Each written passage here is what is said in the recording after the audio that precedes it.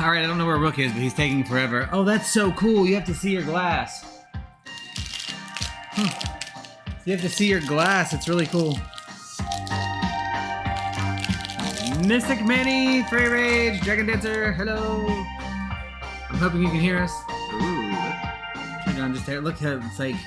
That is cool. Isn't it pretty? Yeah. Yeah.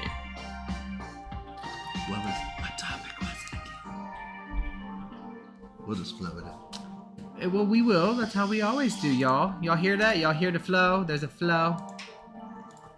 I'm not a flow ho. What'd you call my mom? Well, we might talk a little bit about Yule. Yo! I wanted to talk about information. Information. Like how to assimilate what we read and to make decisions on what we read and learn and hear. Now to take it and not take it. Incorporate it. Yes. That's correct. Oh my gosh. Our altar, our dark altar. Sometimes I wonder about him.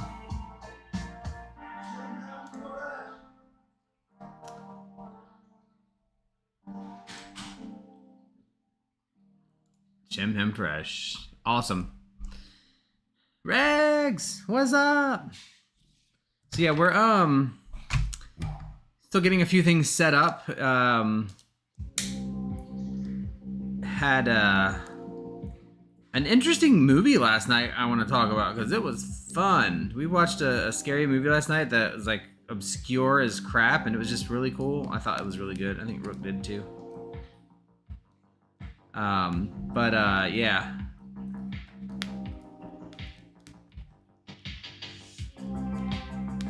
And those of you who use charcoal a lot, you probably already know this, but I'd highly recommend not lighting charcoal close to your face like I did earlier, because it will pop you.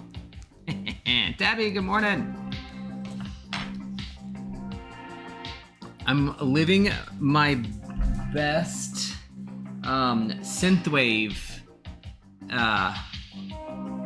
tales here. This is the terrestrial playlist by White Bat Audio. If you have not checked it out, I know I have very weird and eclectic all over taste in music. This is truly like part of my meditation and my calming music. Synthwave and the Soviet synthwave. Very neat and fun music. Lizard some water.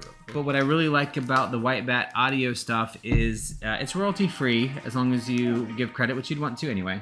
So you can use it on stream, you can use it when you do stuff, and it A, we don't have to pay for it, but B, we get to enjoy it. And from that perspective, it's really cool. Morning, Kelvin. How's it going? I don't know why you went ham. We got a couple of topics. We wanted to talk about Yule, winter solstice today a little bit.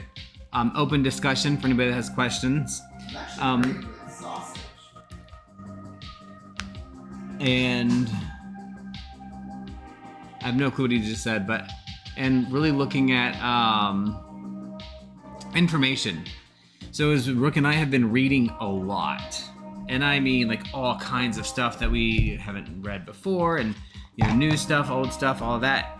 And obviously, we have discussions about it, which is very nice. So we have made an active decision because it's one of the things I said that I really need to be comfortable and happy is the ability to discuss and talk about certain things.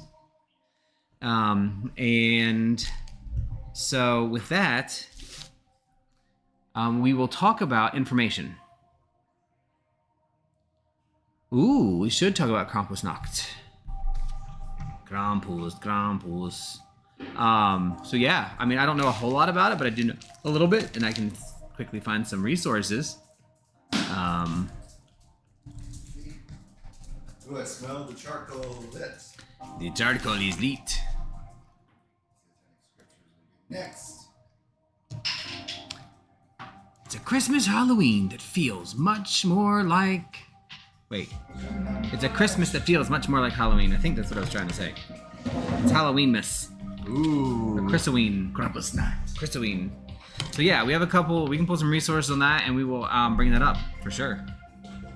Who's here is paranormal here? I don't see P-dubs I yet. need to tell her something. We've got Manny, we've got Dragon Dancer, we've got a furry rage. We've got Rags like Seeker, Tabby, Kelvin, running in the shadows, running, and running. I don't know why I always think that when I see his name. Good morning. May I smell your oil you made? That's not an oil I made. Oh, what is it? That is chamomile oil, but the oil I made is on the table if you want to grab it. I wonder if we could burn some on the charcoal. We can drop a couple, yeah. That would be really nice. So I made my first daemonic oleum. It's in a roller bot. No, ma'am, sir. Oh, this is mine. Okay, but that's not. Don't masturbate the wooden penis thing on the altar. It's inappropriate, and I will not stand for it. Inappropriate. I said it was. That's a shared altar. I don't want your spiritual jizz on my stuff. Is this the one? Yes. Actually, it's totally not inappropriate to do that, to open a ritual. So I made an oleum. Sonia, hey, how's it going? Sonia. Sonia, good morning. So we'll have the camera on in just a minute. We're still getting a few little background things set up, so we will get that together in a minute. But yeah, I think you're right. I think she is working. But I used, I think it was Drawing Down Belial by S. Connolly, to make a demonic oleum out of things like rose.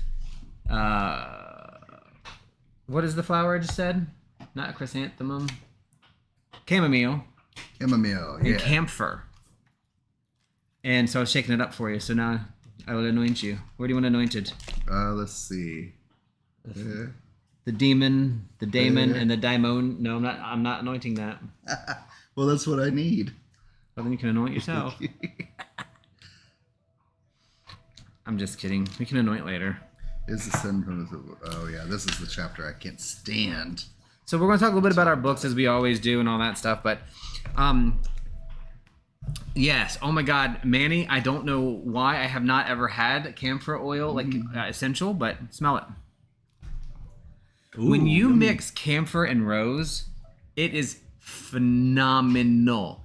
And I can see why it's considered too high ingredients for ritual work in the daemonic world. And I say daemonic on purpose. I'm not worried about saying demon. I don't care because I don't believe in demons in the way that Christians do. But I say daemon because it's a practice that's newer to us that we're learning a lot more about, but understanding that it's not talking. I'm not considering things like, demons eating babies and stuff. That's not what I'm talking about. So I gotta be clear. We'll talk about that too. But I am so glad you guys came and you're here today. Was looking forward to this all week. I know we've kind of narrowed it down to just the first and third Sundays now of each month, so just remember that. Why are you whispering and why are you asking? That's a really good. I don't know what I'm saying. Oil, infuse, yes. Oh, cilantro and garlic. Oh, so what are you using to infuse your oils, Tabby? I must know. I must know. We got White Bat still going in the background. All right, let's go. I think we can get our camera on now. You ready? Yeah. Good morning. I haven't done it yet. Oh. I just did it. Good morning. Good morning.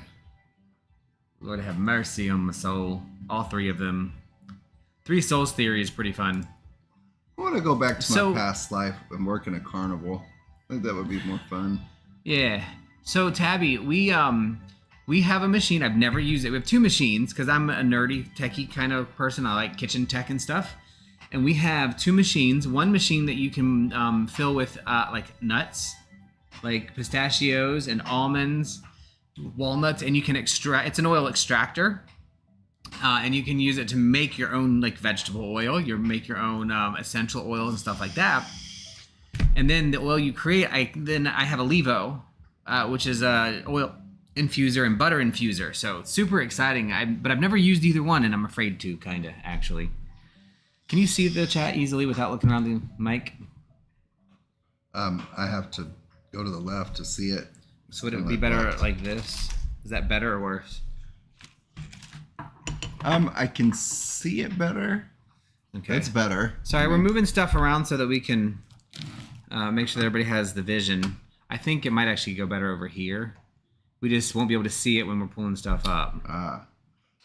This is cooking stuff. I mean, I could also always get a tablet and use it for the future, you know? I'm looking for an excuse to get a tablet, y'all. I mean, you can get a tablet, but I'm trying to make it simple for us here. The only thing is when we go to our some of the websites we pulled up today, we'll lose it for a minute. So that's fine. This will work. But again, thank you guys for coming in and spending some time with us. It really means a lot to me, especially in light of how things have changed recently. And it has been, between this and the kava bar, I haven't needed anything else. No. Running the shadows, thanks for stopping in and hanging out with us at the kava bar, because that also makes it a lot more, life a lot better and manageable at this point. That was so I appreciate awesome. that. It was I good enjoy to see you. Always. Sir. Anytime we're there, you don't have to ask. I know you have to ask to make sure we're still there by the time you get there, but you know what I mean. Yeah. We enjoy it. Yeah. I love these chalices. Or what would you call these? They're just goblets. They're metal. So I bought these metal wine glasses because our friend here to my right breaks glass on everything. And ceramic too. And ceramic.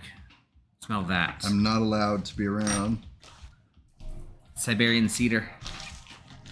So cedar is a dark scent, right? Cedar, well, none of them are dark scents, but cedar is a commonly used scent in demonics' stuff. So that's why I picked it today.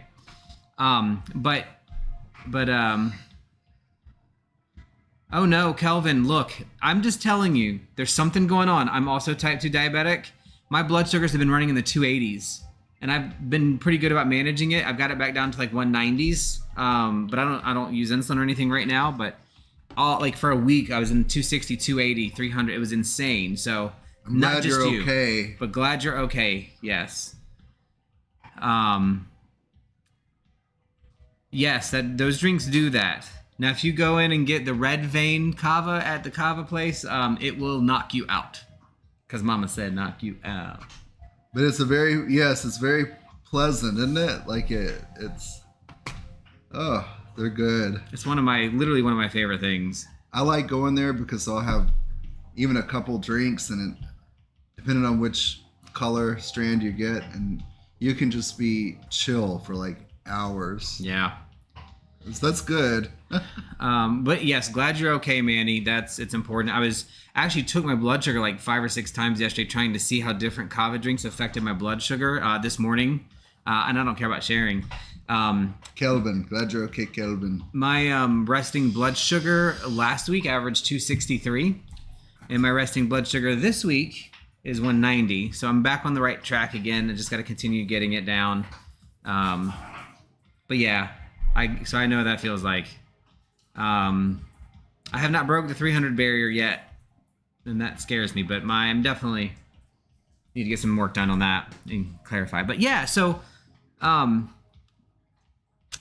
that's actually a topic we need to talk about one day too, is health. Because pagans like to be nature and earth oriented and stuff, but we are not very healthy people usually. And look, that's okay, and you can be holistic, but I got some advice from a magical person, the same one that told me don't disregard what you were brought up in from a spiritual standpoint. She said, look, it's okay to be holistic and natural and all that, but medicine's there for a reason. Mm-hmm. We need to utilize that when we need to utilize it. Mm-hmm. I mean, that's true. And I agree. I mean, being in the healthcare field, look, you can be holistic and plant-based, whatever, all you want, but sometimes we need medical intervention, whether it's a pill or surgery or whatever. So please keep your health in mind always. I will tell you this, Manny, I'm glad your A1C is doing well. Like, I've been able to manage it with food. I keep my A1C between 5 and 6, but right now it's 9.5. So way out of bounds. And I have been able to manage it. I'm not a brittle, so I don't go low at all. I go high. But I'm pretty quick to get it back under control when I pay attention again and start saying, okay, I'm not going to eat 15 potatoes. I'll just eat 2. I'm not, I'm a portion problem. I will eat something that I like until I'm sick. And that is part of my trauma, and it is part of my shadow work too. So as Kelvin said, balance is the key. It is. Then to Edison started. Holistic and Western medicine's the best way to go. Jewel weed for poison. I have antibiotics for infection. Oh yeah. Yeah. And one of the things that I have noticed when I've talked to people about like essential oils and stuff, they immediately are like, "Oh, you believe in essential oils?" Like, I don't believe in essential oils. Like, they're not people that I have faith in. But what I believe they do is they help human beings align things better. But when, like for me, I'm terrible. I need to go to the doctor. I need to get a continuous CGM. That's my goal. I need to get on probably medicine. And I've been putting it off for a very long time and trying to manage it myself. Mm-hmm. And I do well for a while and then I get off track. But I agree, Dragon. I think it's a mix of supplementary things. I think Western medicine and holistic medicine and naturopathic medicine, homeopathic medicine, all of those things are complementary to each other. None of them alone, I think, are the grand key of everything, in my opinion. Because it all started with plants, and that was considered magic. A lot of us still consider it magic. But so if plants were considered magic, why wouldn't we consider medicine magic? Because they're derived from plants. I anointed you, but you're supposed to rub it in. So it's dripping down your face, forehead and temples. Ooh, but don't move it all over your head, just in that area. He's weird. I like when things drip down my face. Let's see. Anyway. So for that, I agree. This week, we are going to look up some recipes for sugar-free brownies, cakes, sweets, cookies, and stuff like that. And what do you do for health? You adjust, right? Here, the other thing you learn to like different things. The other thing that I've learned from a health standpoint is when you, I get it. Like for coffee. I like coffee. I don't put sugar in my coffee or any sweetener at all in my coffee anymore. And I didn't like it for the first 3 or 4 times, but then once I got used to it, I actually really enjoy it now without sugar. It's getting used to the things and then finding the right things for you. That's what I need to do. That's why I finally said, you know what? I love kava. I love my bulas. I love my kratom. I love my their botanical brews and all that stuff. But ooh, cool. Thank you, Tabby. But I forgot what I was saying. Oh, but I don't know how they affect me and my blood sugar, so I have to just try it out, trial and error, see what's the right thing for me, right? So, can you stop digging in my chair, Finn? You have a bone. He's trying to eat the chair. Look at him. Look at that face. Dates. Dates are good for sweets. I will try some dates. Yeah. And Tabby, that would be great.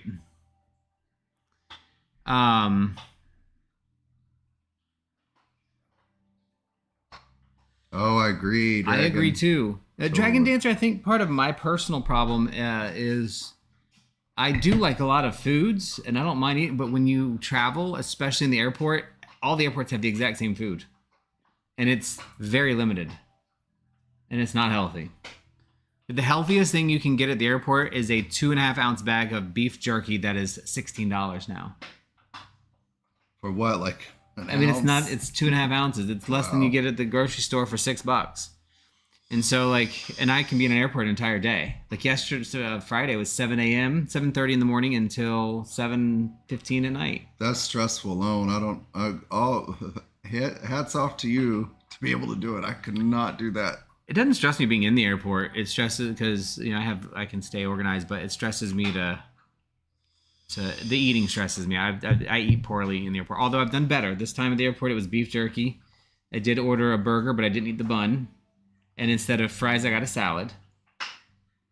And I like that stuff. I just, when you're running through something, it's like, hey, just give me the burger and fries. And then before you have it in front of your face, I'm like, well, I'm not wasting it, so then I eat it. And I know you don't like it because it's really messy, but I kind of deal with the mess and just have napkins. But Five Guys, you can order a burger with lettuce instead of a bun. And I think it's actually it tastes better to me than a bun. I just get it. Remember, because we go to McDonald's, get a chicken and cheese sandwich and just not eat the bun. And I'm fine with that. Like, I don't like the bread, burgers and bread stuff. I do love bread, just not their bread. I am, Kelvin, same. I'm an foodie and I'm an overeater. I'm starting to learn better portion control. This is a good random topic. It is really good. Health is really important. It's come up a lot. Yeah, and we don't. I should speak for myself. I am not a very healthy person, but I try to be. I'm so proud of myself. I have been nicotine free for quite a long time. Whoop, whoop. About a month ago, I bought a pack of snus because that was one of my things I really enjoyed. Right, the Camel snus. They're little packets. You don't spit or anything. They just you absorb it through your gums. And I got one pack and I used it all and I finished it. I bought another pack Thursday. Of snus? Mm-hmm. I didn't know that. I put one in my mouth. Yeah. Walked over to the trash can, spit it out, and threw it away. Oh, really? Mm-hmm. So it was a waste of $7. But I was very proud of myself saying, why did I just do that? And I don't need it. And I just literally put it right back in the trash. I'm very happy about that. So trying to stay on board is hard. It is. I bet.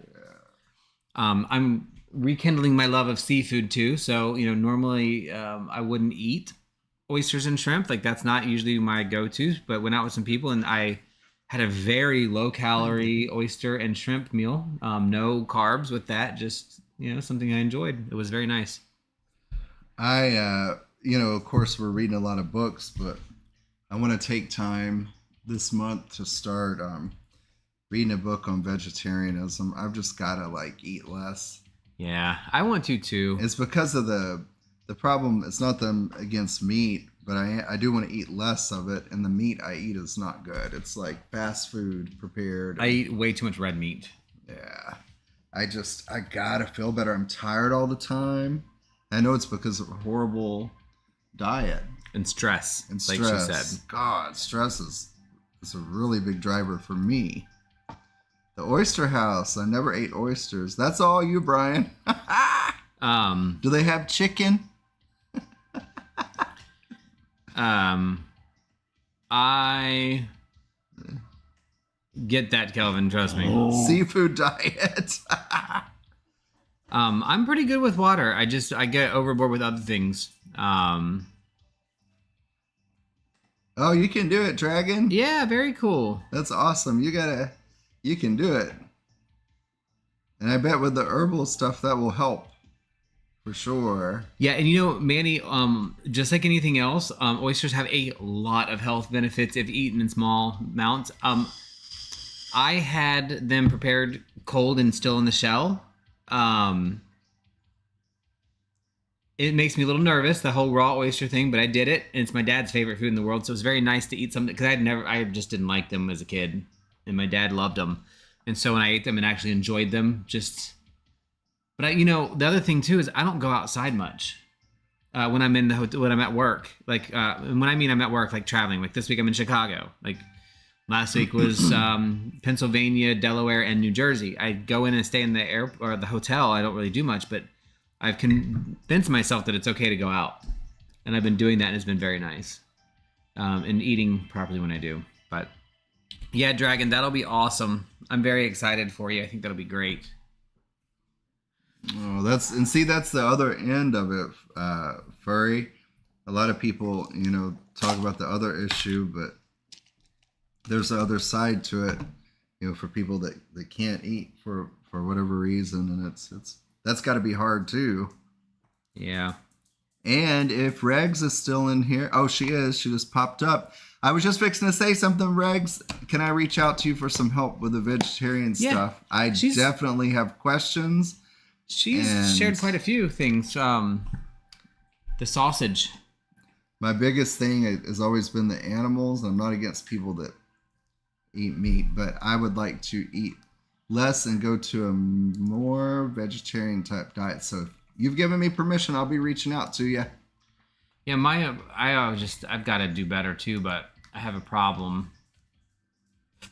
I'm not good at eating.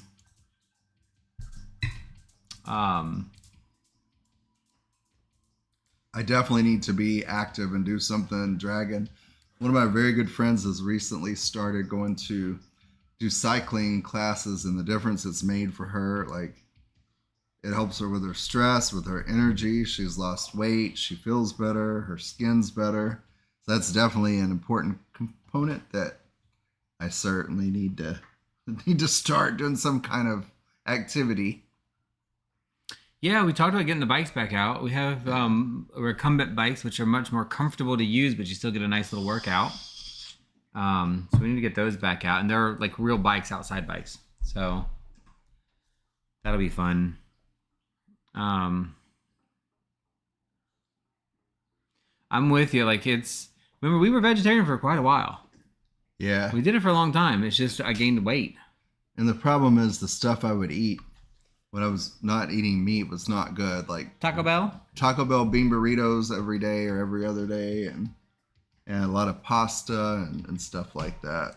It just wasn't healthy stuff.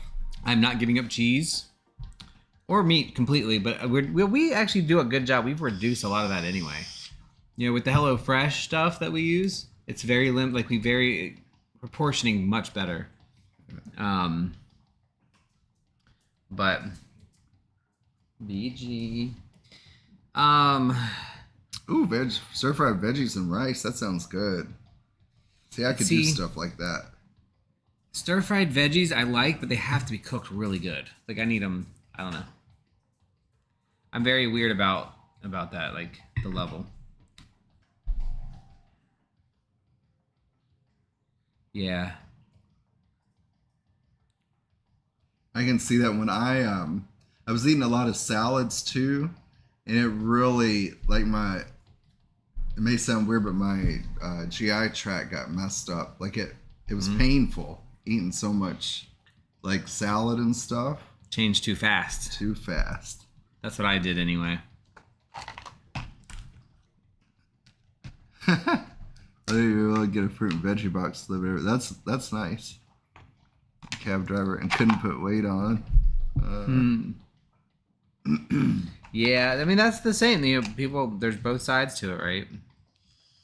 But health includes both ends. Which ones are you trying to not just eating less, but eating better, eating things that help your body fight illness and stay healthy. And for me, keep my blood sugars managed. You know, after eating this whole week, my blood sugars are continuing to drop on a daily basis by just making small, minor adjustments. And my problem that I have is I go out and then I blow that up and then I get mad at myself and then I'm guilty and all that stuff. But here's the key this week that was different. I really think the reason that I was able to manage my blood sugars is because Monday, before I left, before I went to the airport, well, I went Tuesday, I did a ritual where I invoked a couple of energies and deities and daemons to help keep the path clear for me to make better choices and for me to remind myself to have more willpower. There's no way I ever would have thrown away a pack of snooze before. I would have finished it out and then thrown it away. But I just went over, I was like, I don't need it. Right in the trash. So happy I did that. And then I felt good and empowered at that point. And I'm like, oh, I can do this. Yay, furry! Cheers to a healthy weight. Yay! Cheers! Oh, I have to have my... excuse me. To cheer. To furry. To furry. To everybody's balanced health. To everybody's balance.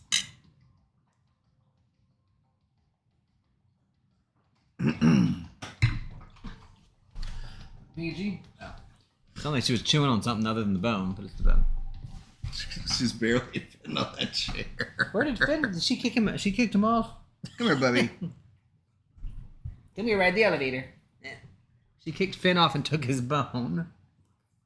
I'm sorry, Bubby. She's a mean woman, girl. Anyway. So that's interesting. Yes. You did your little ritual. Yeah, I think the ritual had a big part of it. I really do. You know, kind of just on that front of ritual, I'm going to express how I feel about the ritual and how it has an impact. When I did this ritual and did these invocations, I do not believe that any of the deities or invocated energies gave me power.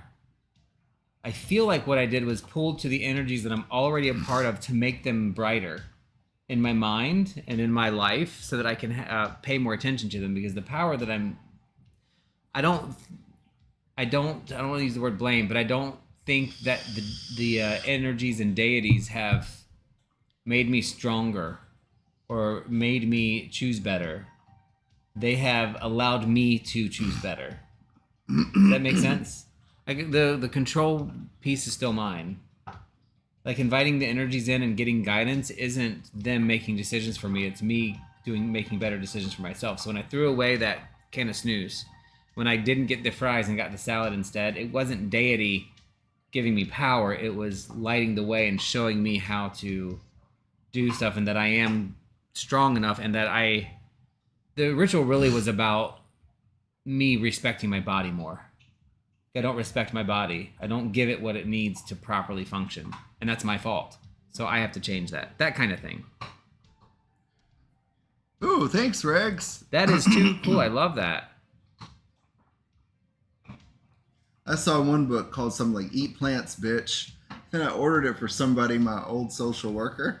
I might look at that one too. How Not to Die, Eat Plants, Bitch. I'm going to get that one too. Yeah, and congratulations, Dragon. I know you had mentioned that when we were talking too. That's very cool.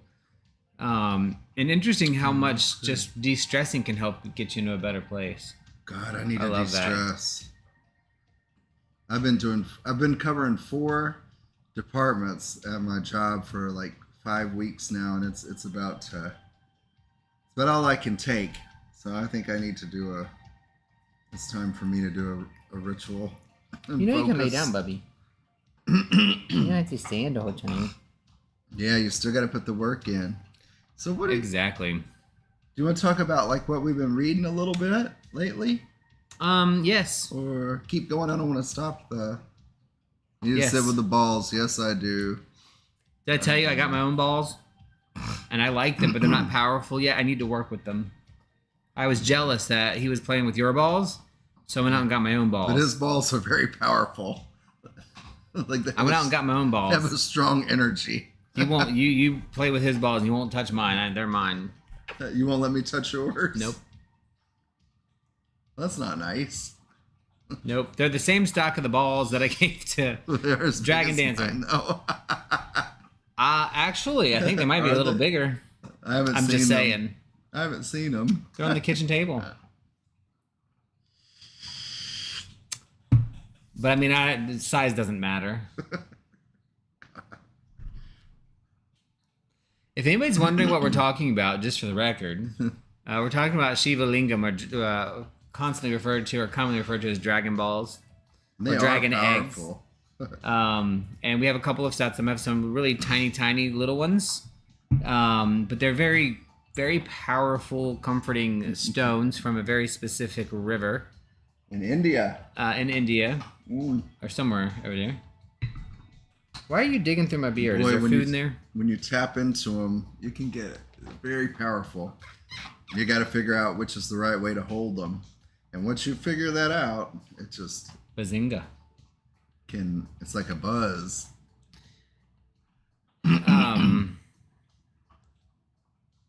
Ooh, the ones that you... No, these are they're Shiva Lingams. So the long, I have a small set, but they're in my mobile altar. I take them with me, and then we have the really large ones. I think, if I'm not mistaken, can you take my Finny, Bubby? Come here, Bubby. Of course. And I know you like him. But you like me too. I don't know if you're thinking about these. I could be wrong, but you might be thinking about these, Miss Manny. Can I kiss them? Oh, I can hear those singing. Morning, Kayla. Is this what you're thinking of? These yin yang. I forgot what they're called, but I forgot what it's called. Yeah, one is the Devil's Notebook. Can you see it? Yeah. I forgot what these are called. Notebook. I forgot what these are called, but I love these. They're very good extra Chinese meditation balls. I don't know. But the Shiva Lingams are very specifically formed stones out of a specific riverbed in India. And they're very cool. And very powerful, and you just can work with them. They're very nice. And yes, Kayla, hello Satanic Sunday. Devil's Notebook, yes. We've recently... You finished that one, didn't you? Have you read it? Yeah. Yeah. Finish that one. But yeah. So, good conversation on health. I want to might bring that up again too. We're going to try a couple of things like after this, I got to go finish cooking. We cook for the dogs, so I got to finish cooking their food. Yeah, Their babies. chicken and making their little treats. They got chicken and beef. Yeah. Look And how calm he vegetables. is. You like that, Bubby? Yes. You like that, Bubby? And Bubby. I don't know what Amanita is. What is that? Amanita. I know we had a demon named Amanita. That's a pretty name.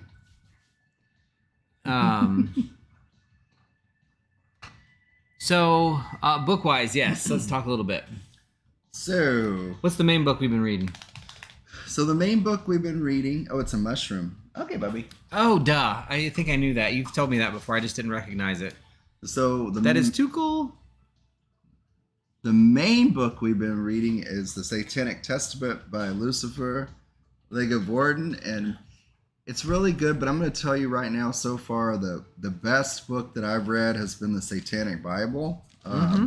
This book's really interesting, and I'm going to finish it. I don't think I'll read any more books by this author. I don't like him. I don't like him, and I'll tell you why.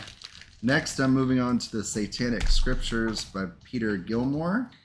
I've had that one for a while, and I'm going to read it. So, this book, And then, just for the record, since you're talking about books, I'm not going to say about it, but this is my next book. If you guys can see it, The Temple of Set. Ooh, I'm going to read that one too. Okay. Aquino. I'm interested in reading Michael Aquino. I'm interested in reading books. him more than Luke of Gordon. I'm not. After this is not another one. I'm not supporting him anymore. So, satanic principles or thought process in the book, it kind of contradicts because it talks about how, survival of the fittest, the strongest wins, yada, yada, yada. But then he has a section in here on social vampires. He says we no longer have psychic vampires, which I disagree with. We definitely do. But he calls social vampires illegal immigrants, legal immigrants, people on welfare. What else? A whole bunch of people that just don't make sense. So I don't know that any human is illegal. And if there are illegal people that come to the U.S., they have succeeded in a satanic principle. They are the strongest. They made it. They survived. They got over. So don't contradict yourself, sir. I don't like a lot of that part. There's another section in here called the Satanic Sickness, where he basically puts down people that are woke, and what he considers woke are people that are supportive of like trans people and pro-choice and things like that. And that just doesn't seem very satanic to me. Seems very judgy and contradictory. So I'm going to finish this book. There's a lot of good things in it. Hey, guys. And I've really enjoyed it. Sorry, they're fighting over the bone. But it's mostly, it seems like a lot of opinions versus where the Satanic Bible had a little bit of that in there, but it was actually theory and stuff like that. So after this, I'm on to the Satanic Scriptures by Peter Gilmore. I really wanted to like a theistic Satanist group, but I don't think this is the one for me. Yeah, VG Hushy. I have a very big Hail Santa. I love it. Hail Santa! I had to move it over here because we're sharing the screen That's for a minute. fine. I'm gonna transition back. Oh, he got in trouble for white supremacy. Oh, really? I did not know that. Well, I could see that, Kayla. Well, a lot of them have in many different degrees, and I recognize that there's a change in mentality that's happened over time, but I get the patriotic decision or thought process of why people don't like people coming across borders. But spiritually and just from a human standpoint, it pisses me off because just because somebody was born on the other side of a thing that humans created doesn't make them less of a human. And I just get really pissy when people start talking about other groups of people.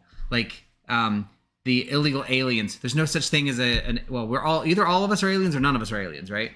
But people are people. Nobody chose where they were born. Nobody chose to be born in Germany or in Mexico or in Chile or in wherever, Russia or all these things. Now, granted, there's things you don't like about those, about the political group of that thing, but that doesn't mean that the individual people are part of the problem. And it drives me absolutely bonkers when people are like, how dare an illegal immigrant come over here and not pay taxes for 7 years? Well, guess what? That's what the laws are set up as. The person's not the problem. The process is the problem, right? So stop treating the person like the problem. It's the process. Anyway, I'm not going to get into the whole political thing, but I wanted to look up something. We've talked about satanic scriptures. What is that a specific thing, or are you talking about satanic scriptures in the book, the Gilmore book? Are you talking about the Gilmore book? Because I hope you're saying that's good. Because that's what I was thinking about. Next. Yeah, I want to read that next too. I don't have a copy of it though, do I? I thought I got you one. Didn't I buy you a copy? The book, okay. I didn't know if she knew of something else that was called like the Satanic Scripture, or if it was the actual book. Well, I'm glad you're saying it's good because I'm interested to read it. That would be. And I've got it right here. You can't see it, but whoop, whoop, this one right pull here. Pull it up on the screen.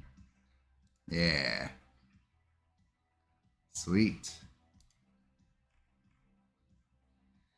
You know, and I just don't like groups that down other groups, and it just gets old in the Satanic Testament because throughout a string of 4 or 5 chapters, he really puts down this group that he calls a pseudo-Satanist for political. You know what? This group, they say that's what they are. So who the hell are you to put down another group for doing what they say they are? You know what?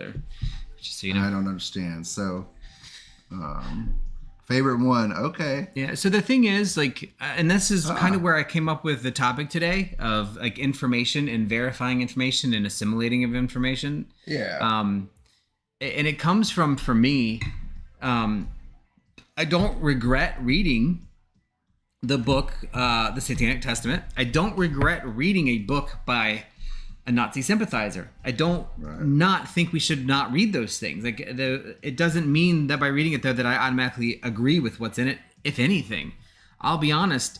I would say I'm only on page like 150 of the Satanic Testament, and I don't consider myself a Satanist necessarily. I don't know what I consider myself other than eclectic. We've talked about that in detail. So it's all the same stuff to me, just in different measures. So I'm not even worried about that. But when you go back down to the base of it, I would say maybe 10 pages so far that have something on it that I agree with. And those 10 things are valuable. Yeah. They're like, wait a minute, I'm thinking about this differently. And all the stuff that I don't agree with allows me to attack a personal belief from a different perspective, right? But still, I keep that perspective, but now it's even stronger because I've read somebody else's thoughts on it. And I'm like, that's wrong to me. It doesn't feel right. And so it strengthens my opinion and my personal devotion to the things that I'm doing. So that was one of the things that I wanted to kind of talk about in the topic today, because we have a couple of friends like on Facebook and stuff that always like to post like, we're reading this, like, well, he's a Nazi sympathizer and, thinks that, white supremacy and is a member of the KKK. So obviously don't agree with any of those things. Not even a little bit. Doesn't need to be said. However, that doesn't mean that the words of what's in that writing or that stuff has a value to it that we need to learn from, so we don't repeat mistakes that we've done. So if you find yourself like avoiding, this is kind of like the echo chamber discussion. If you find yourself avoiding talking about something because you disagree with it, you might want to learn more about it. If you don't like X, Y, and Z, like for example, you're afraid of dark magic, you probably should go read about dark magic. If you're afraid of Satanists, you probably should go read about Satanists.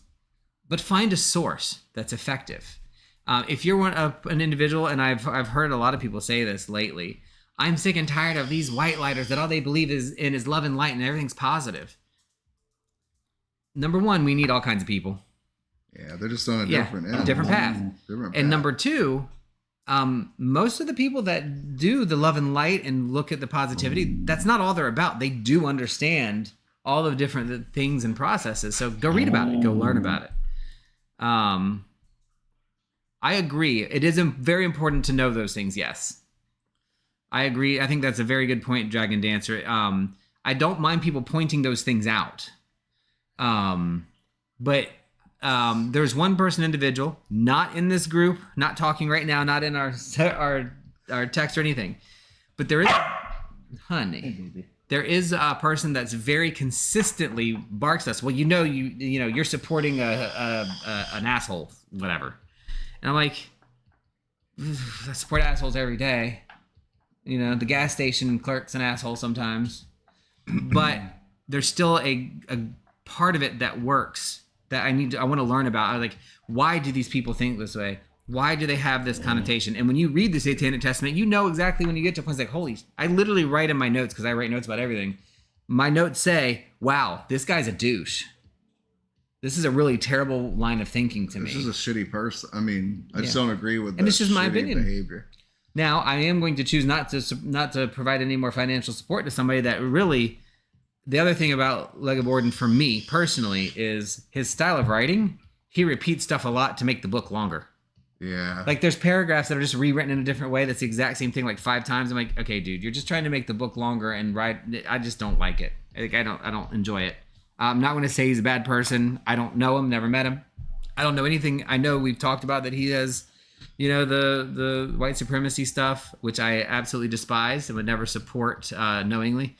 But I have heard that here and by one other person. It's good to know, and I can definitely read that in the book. Like you feel it. Like there's definitely some discrimination and stereotyping in that book for sure. I mean, and yeah, Kayla, I do think that's funny when, like you're saying, they say, "Oh, but you're so nice," yeah, and that your comment that you liked Gilmore's work better. That's interesting. I cannot wait to read it because you never know, I might also. But that makes me want to read it more now. I will tell you the funny thing too. When we were watching videos and stuff, because we were looking up old YouTube videos, during Satanic Panic, and when they were talking to LaVey and his daughter, and the werewolf guy, I can't ever remember his name. They're so freaking disrespectful to him and rude. Oh. Like I was getting mad. Like how amazing is LaVey to just sit there and be able to respond without being are you paying attention? Yeah. Being an absolute asshole and jerk. Because I'm sitting next to one sometimes. Yeah.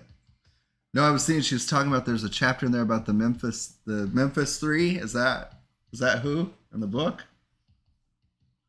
You're saying that the interviewers were horrible to LaVey and Shrek and Shrek. That's the guy's last name. I just call him the werewolf guy. Yeah. You're talking about her husband? Yeah. Which I didn't care for him, but they were really... He's just kind of a douche. They were so freaking nasty. Yes, like they were. And LaVey just sat there as calm and cool as a cucumber. Yeah, I love the West Memphis 3. Yeah. That whole story is amazing. I've seen tons of it. It's great, and his books are great too.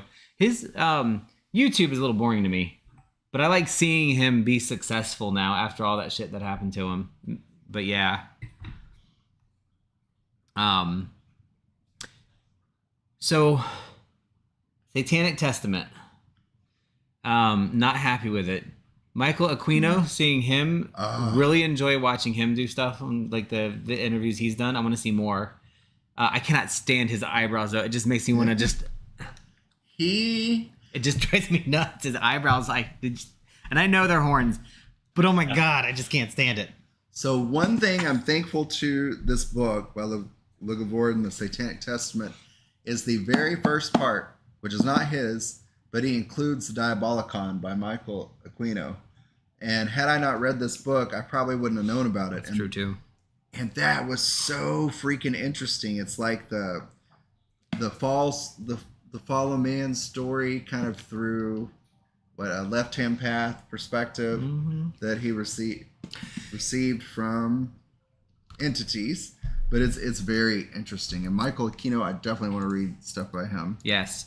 There's one other book that I finished this week that I'd like to share. Now, I know it's going to sound funny because I didn't do it on purpose. I know it's the same title as what Adius is calling his book. I did not do it on purpose. It's not my book. I didn't write it. But it's called The Book of Baphomet, a gospel for apostates, however you say it, by Master Man.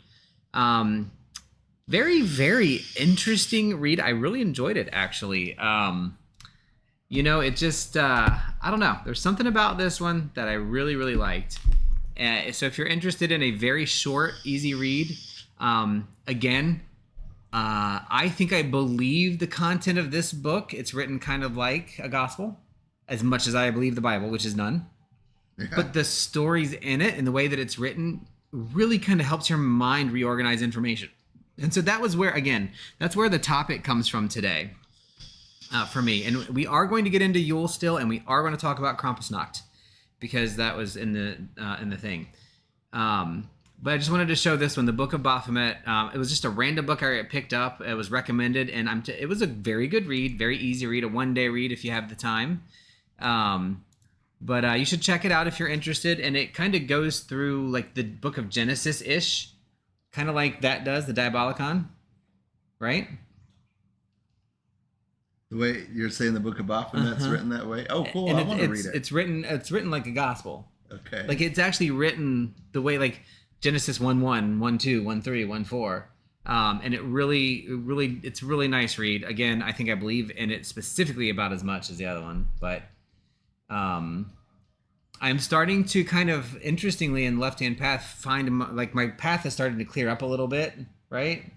It's very, I think the influences that are moving me the most are Nordic and Egyptian. Egyptian's always been on the side burner for me, so I'm going to spend some time on that. But the Norse is the forefront of it. Spinning Weird, I've started that. And I immediately just feel comfortable in those books because the way they describe deities as being fallible, that'll be another topic, but or being, making mistakes. A deity that makes mistakes is my deity. Because if you're perfect, sure. then we're not cut from the same cloth. But anyway, I apologize. Thank you for paying attention to what I was saying for a minute. But the Book of Baphomet, I do recommend it. Very easy read. One of my favorite parts, statements, quotes, whatever from the Diabolicon is, "Thou shalt believe it. Thou shalt accept no concepts of heaven or hell. We are living in hell, and it's our job to make a heaven of it." I really like that. Yeah, it's a lot of that kind of writing, wording, and theme that really resonated with me. So, the Diabolicon, good read. Yeah, and all of these satanic session, Left Hand Path, Luciferian, Baphomet, all of these books that we're reading right now, again, led me to the topic of information today, because I've read the Bible. I've read Norse books. I've read all different kinds of books, and none of them have created my path. They have given little side markers to mark places that direct and help me find and work through my path. I always find it interesting when people say, like, I'm on the right path, or I'm not on the right path, or I'm trying to find my path. I don't think you're supposed to. I think you're just supposed to make your path. So you never find it. You never get on it. You're always looking for it. You're just on it, and you're bushwhacking through the forest, right? And you're finding your path. Like this, don't like that. Yeah. Let's burn that. Yeah, and that's what's happening, like with the Satanic Testament and all these other books. Right now, of course, we're really hyper-focusing on this specific stuff. But it is, like, reading through it has really given me a lot of directions. It's really cool. Yeah, buy it. I'm writing this down, Kelvin. Lucifer Rising. Hold on. Read Lucifer Rising. He took it away. He did.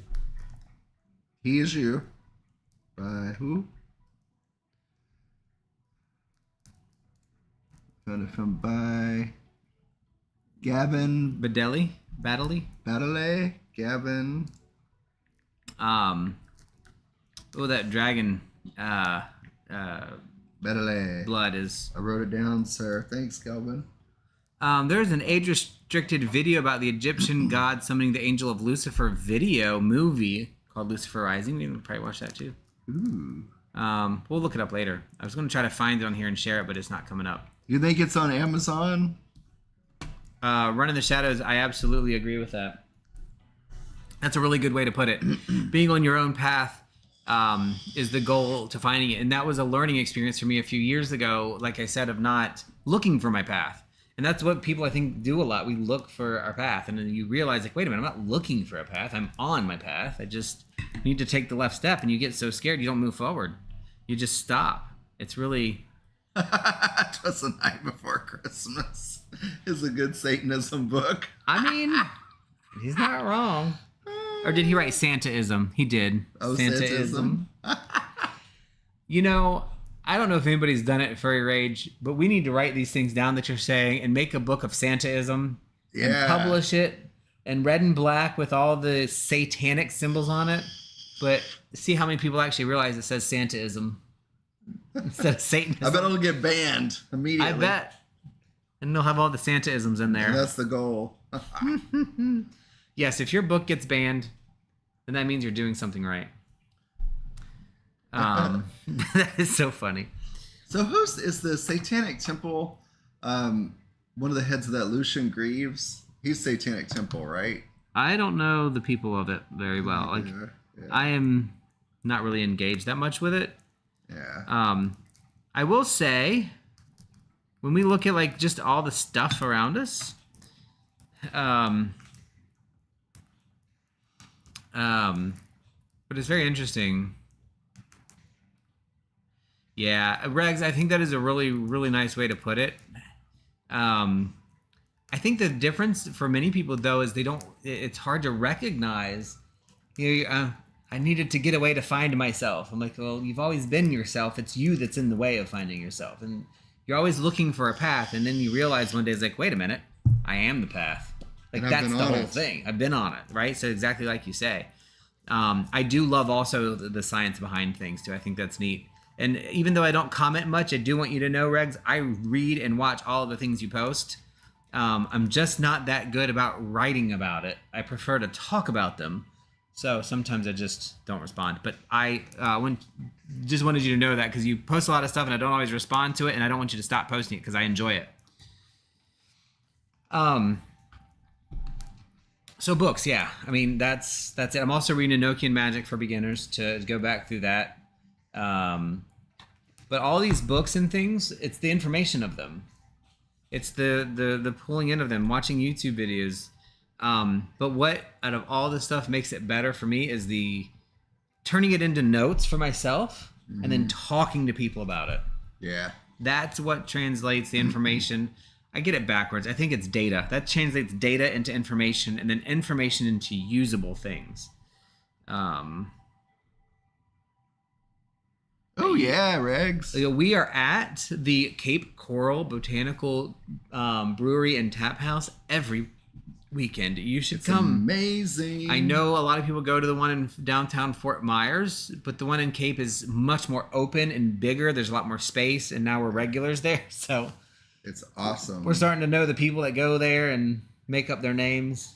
We'll message you when we go next time. Come on. Probably go tonight. We'll probably go this evening.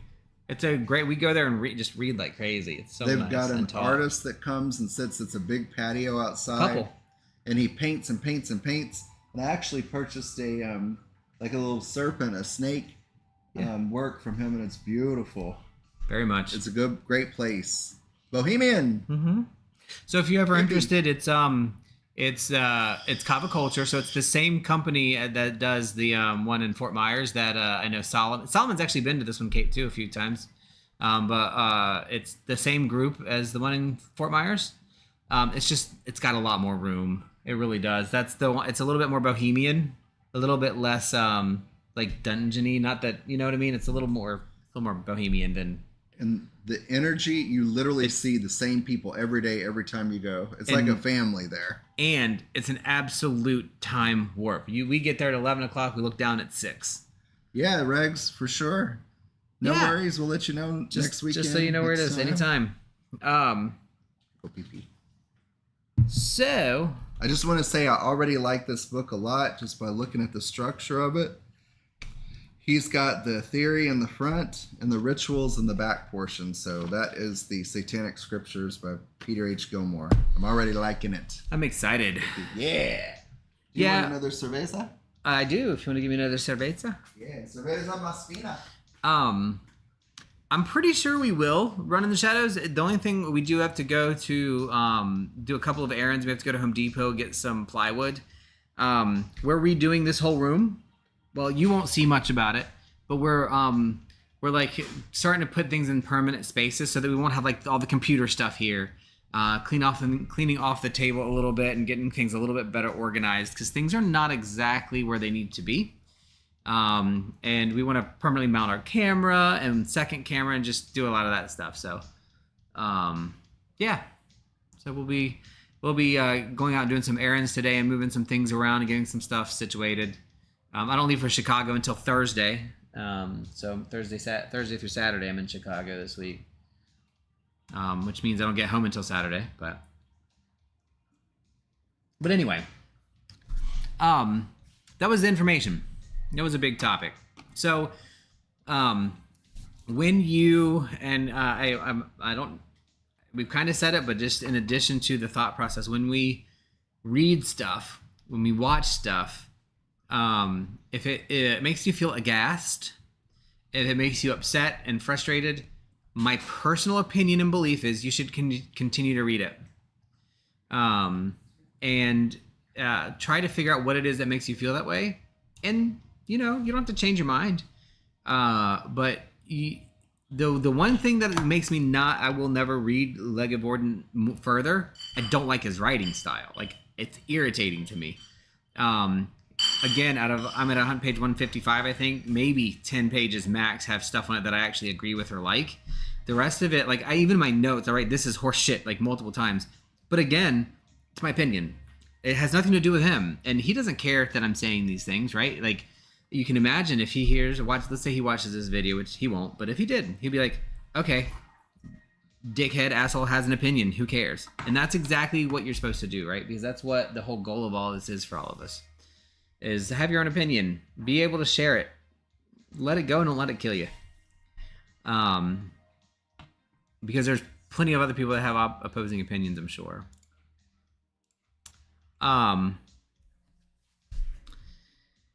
With that, if you have questions or want to learn something new that you want to know about and you want to, put it in our Discord or in our chat room or have discussions about those things, you absolutely should. And would love to see any of you in Discord to hang out. We have a lot of open information sharing in there. I'm going to put the link for Discord in just a second so that you can hop into that. All righty, Kayla, thank you so much. Glad you stopped in. Joy, welcome in. Many blessings to you as well. Be safe. Hope everything's going wonderfully well. And happy birthday to Munchkin. Sorry, I'm waiting for my Discord to open up so I can put the link in. But in the Discord, we're keeping it very open, and we want to have as much discussion as possible about all of these things that you may or may not agree with, so that you can continue to have and bring and make new connections and new thoughts and new ideas on everything that's happening. So with that, I finally got it up. I'm going to post this in here. If you don't happen to be in the Discord, please feel free to join in. We do get on there in video quite a bit. And when we're in chat, and when we get in the chat, we tend to have some pretty good open, hardcore discussions just about things in general, life, the whole 9 yards. Did you split it one between both or just one? One for each. Okay. It holds exactly 12 ounces. Oh, sweet. Cheers. Salud. Salud. We forgot to get our champagne, and I didn't have any chilled mead, so we're having Michelob Ultra for our champagne today. We do have but water, but that would be a good idea. Yeah, no weed water. Oh, welcome back to it. Oh, I get it. You had to go. Okay. I did read that right initially and then changed it, but well, so I'm glad you're still here. As you can see, I am feeling very much healthier and better today than I have been this week. My blood sugars are back under 200 again, like I said earlier. We've been eating better. We've been kind of just taking time and really doing things at a little bit of a slower pace, being a little bit more slow. Because my God, we've been moving so fast. Just with work alone has been so fast. all this travel's picked up, the whole 9 yards. But anyway, the point of all this I was trying to get to is we need all these different perspectives. But we need not lose who we are in those perspectives. We continue working through the things that we believe in. We grow it. We put it together. Joy, miss you too. Things stand the same for me as they always have. When you have time, you need to come over. We need to hang out. Come to the house. Yeah. Or we can come to you. Either one. But we need to do something. We need to hang out. Hey, Joy. Yeah. And just talk and just do things. Obviously things are different, but life is much more. Right now, to me, life is amenable. Happy birthday to the baby. Hi, Munchkin. But from an information perspective, it's that pulling of things together and really getting to a point where, like, I'm thinking of this from the other side. If I were watching this podcast over the last year, because we've been doing this for over a year now. We started in 2020 with COVID, Yeah, I think. it's been a while. The whole reason we started this was because COVID and a we way needed to some connect connections, to yeah. people. But it's that if I'm looking at it from the other side and seeing, like, looking at our path, how we've gone, Wicca, like just all over the place, and now we're kind of on this the satanic and left-hand path kick. I really do find myself thinking left-hand path eclectic witch is my path that I'm currently on, and it may change, who knows.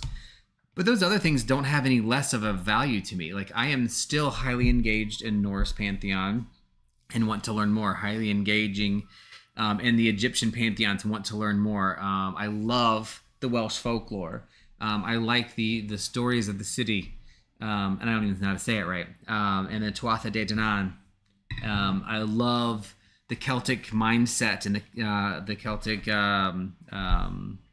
deities, and but I also love the demonic in the new vision that I have seen it in a non-evil or dark way. So that's also a benefit. But we grow in and we look at these things, we adjust our paths, we move forward, and things change, and they change needfully.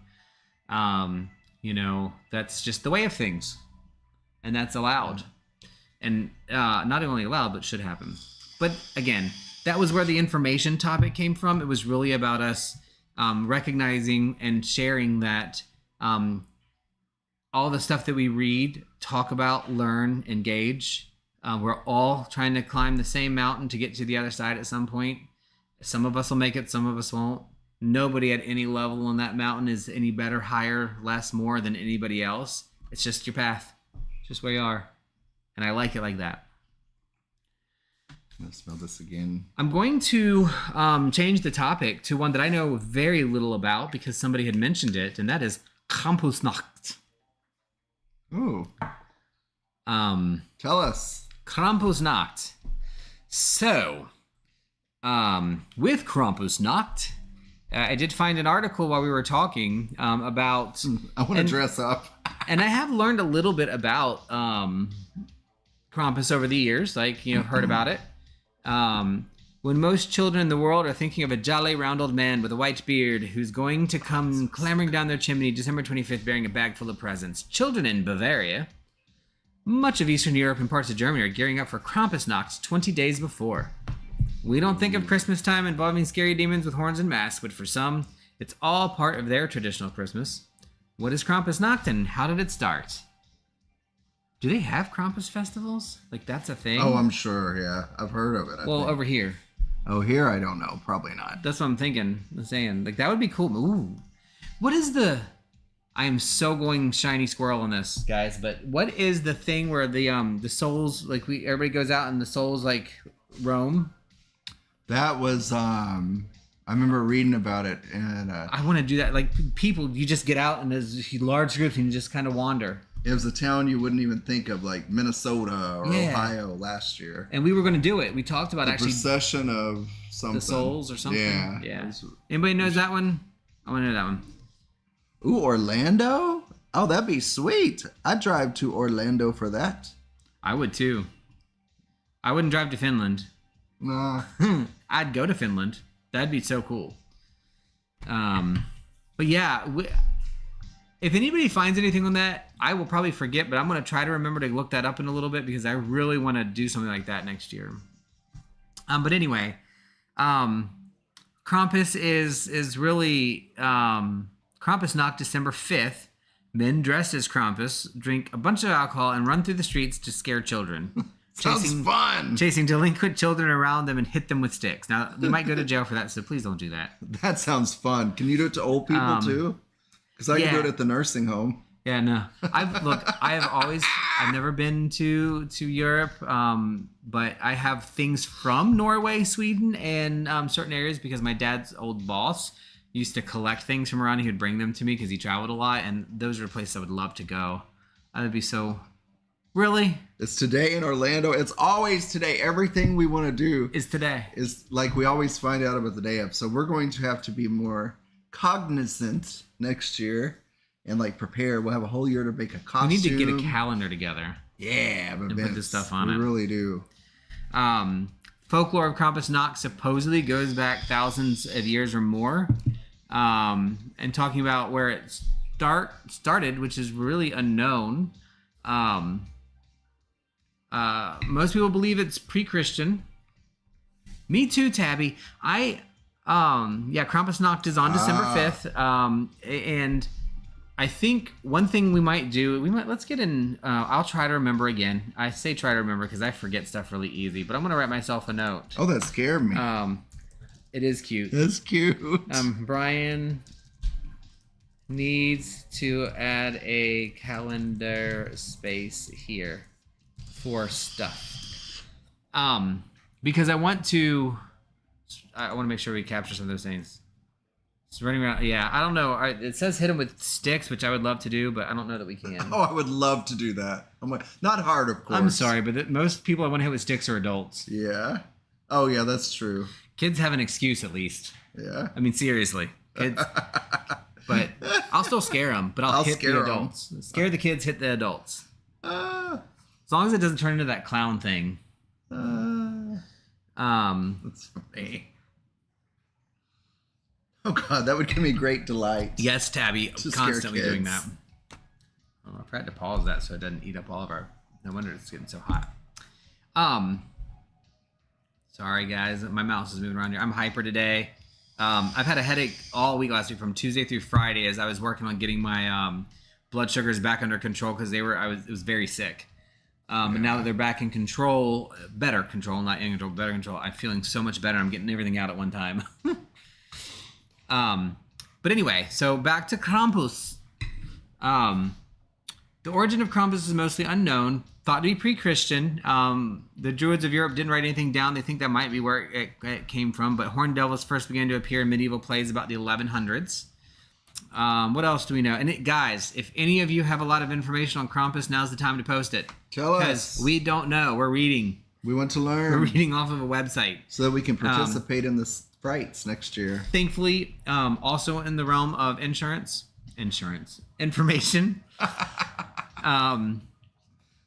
We are reading from a website, and when you read from websites, it's important to know how to try to source decent information and know what your different things could potentially have information in.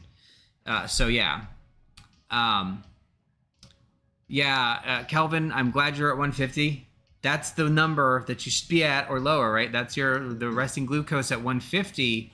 Anything above that indicates diabetes. My resting blood sugar this morning was 190, and I got to check it again soon. But I'm glad you're in a good number there, relatively.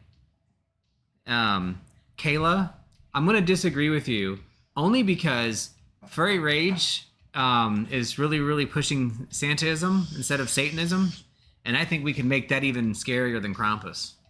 Yes. Because, God, who wants to see a fat man in red clothes coming down at you? Like, that's terrifying.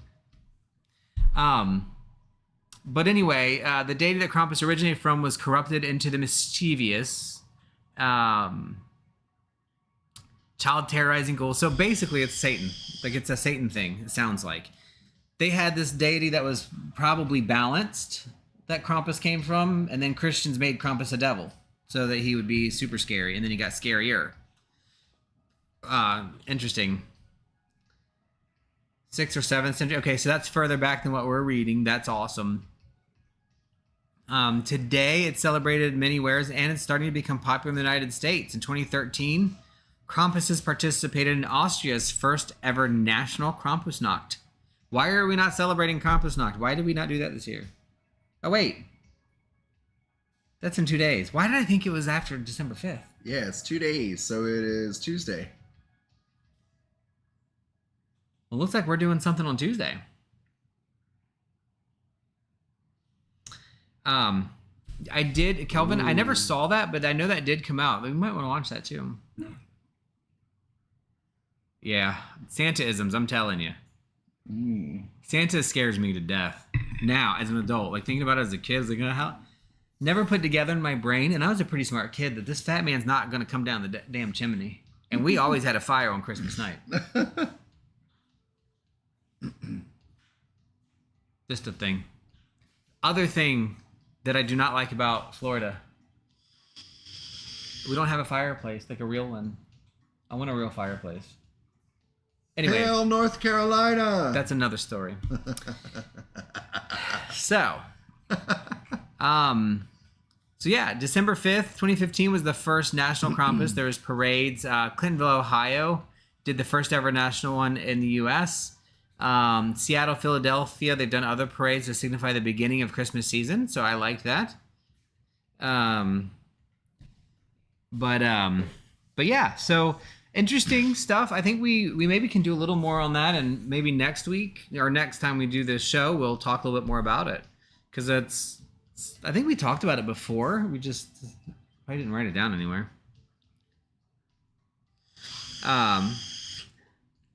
The holiday ghost, the ghost of Santa Muerte. Santa the Coca-Cola. Coca-Cola Santa. Ah, cool. Do. Wait, that's McDonald's. I'm loving it. Now the other one I'm thinking of is the TJ Maxx one. I can't get to the Coca-Cola one. That's cool. Always Coca-Cola. But anyway, so I don't want to go too far out. Because we need to start Tarot soon. Yeah. But I did want to hop on the Yule train a little bit. Come on around that train. The Yule train. Come around the train. The Yule train.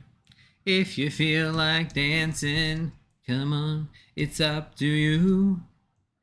We're getting down. Coming round the train is coming through. Sorry, y'all. I really, really am sorry about that. My apologies. Deep, deep apologies. So, the first thing we're going to talk about, and we'll talk about it in at our next show too, is the Yule log. Leave meat pieces out for the Hogfather. Yes, sir. I love that. I don't know. There, as much as an adult, Santa's like crazy psychotic thing to me. I do love the joy kids get from Santa. It's a nice thing to see, of course. So basically, and this is something that we're going to do this year for Yule at our house, is the Yule log, specially selected piece of cut wood. It usually is a specific kind of wood, right? I think they usually used, I can't even remember what it was, but I used to know. Was it birch or oak? But it would be a carefully selected piece.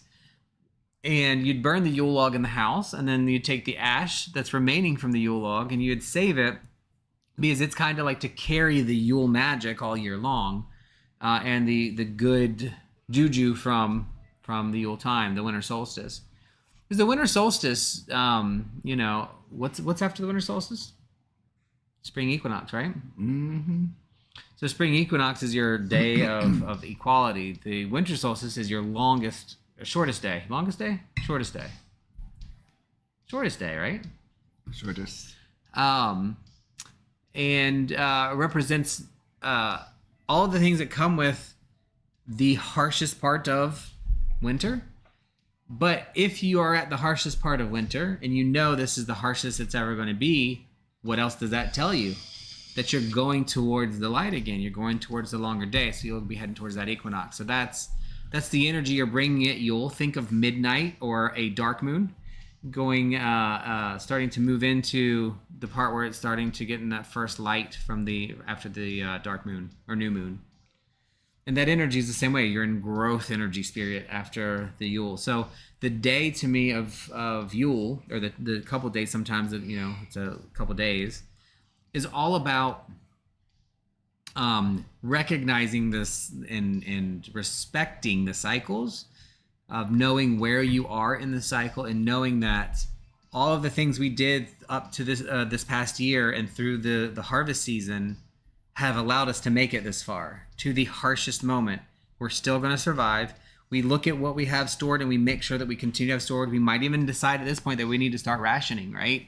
This is the part where the olden times, for lack of a better word, are looking at making sure they have enough things to get them through the winter. They've already looked at it, obviously. But this is that point where things change and like, oh, this is the harshest of winter. This is the worst part of it. And now we are going to start seeing days get longer, which guess what? That means heat gets longer. We have more sunlight, which means things start to grow again. And that's what it's reminding us of, that that's coming when we get to our spring equinox. Yeah. So when we talk about solstices being also about balance, we're not saying that solstice time is a time of balance. We're saying that solstice time is a part of the cycle that requires the balances to be where they are. Whether they're balanced for the time of year, right? They're not out of balance. They're just not equal. That's the difference. Balance doesn't mean equal. So while the day and the night aren't equal, that's a representation. What is balanced is that we're in the right place in the cycle of the life of the energy of the earth that we need to be at. That's where that comes from. So you will hear oftentimes people are going to say equinoxes are your balances, and then your solstices are your longest and shortest days, or your highest and lowest energies. Summer solstice would be like noon. Winter solstice is like the dead of night, midnight, high midnight, low midnight. Your spring solstice is your dawn, and your spring equinox, and your autumn equinox is your fall, right? So if you see all these things, they're just kind of going around, and they're in this process, in this cycle, and they continue on. And the celebration of that cycle is really for us to recognize where we are in it and to be thankful for the things that we have and know what we need to do to make it to the next one. And that's how the wheel turns. I feel like now, for the first time in ever, I really embraced the longer days of the summer and that time change. And when it came back to where now it gets dark so early, like 5:15, 5:30. I actually like it.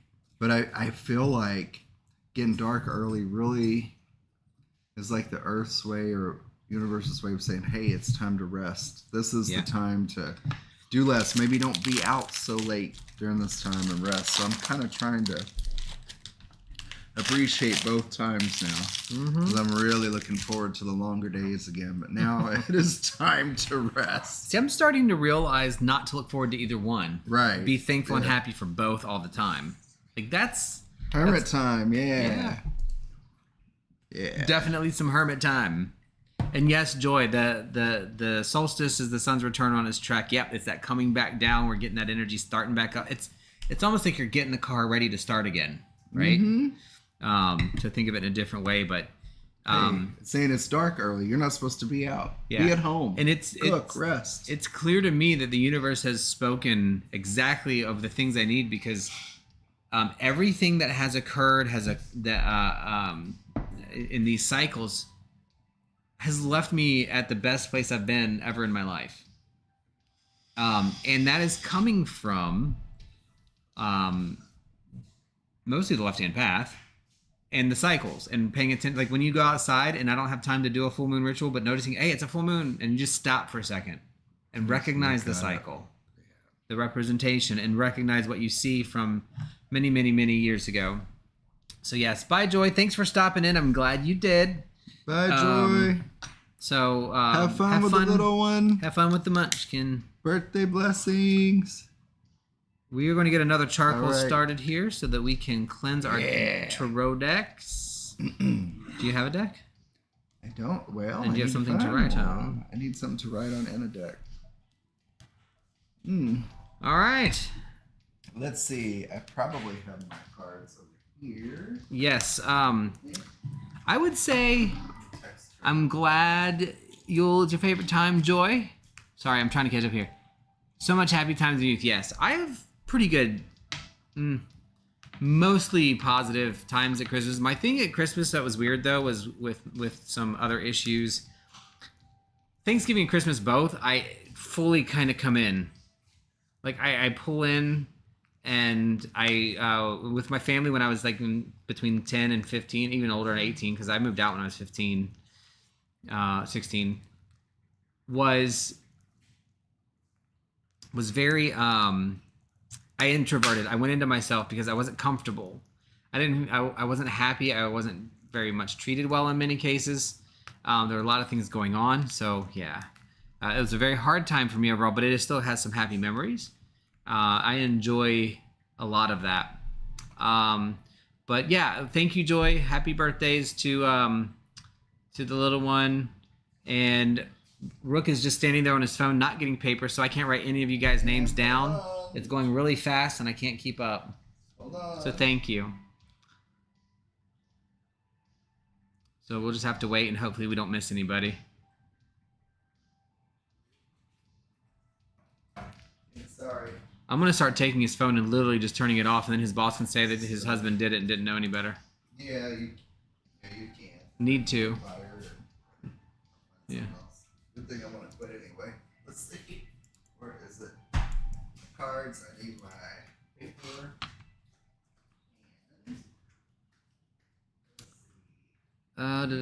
So it looks like we start with Kelvin, and we will get you guys on a list, and we'll get rolling.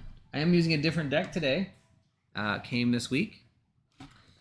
Let's see. And now, hearing what I heard and the absolute disrespect and rudeness of what you guys probably didn't hear, I'm going to let it go instead of getting pissed off, because it really did irritate me the wrong way.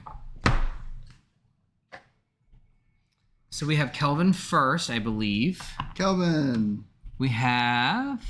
Where's my mouse? Dragon Dancer. Dragon. Mm-hmm. Run in the Shadows. Yes, watch Eat Lovers again. That'll be hilarious. We'll see. Run in the Shadows. Run in the Shadows. Okay. I know Joy and Mystic Mania have to take off. Okay. Tabby would like a read.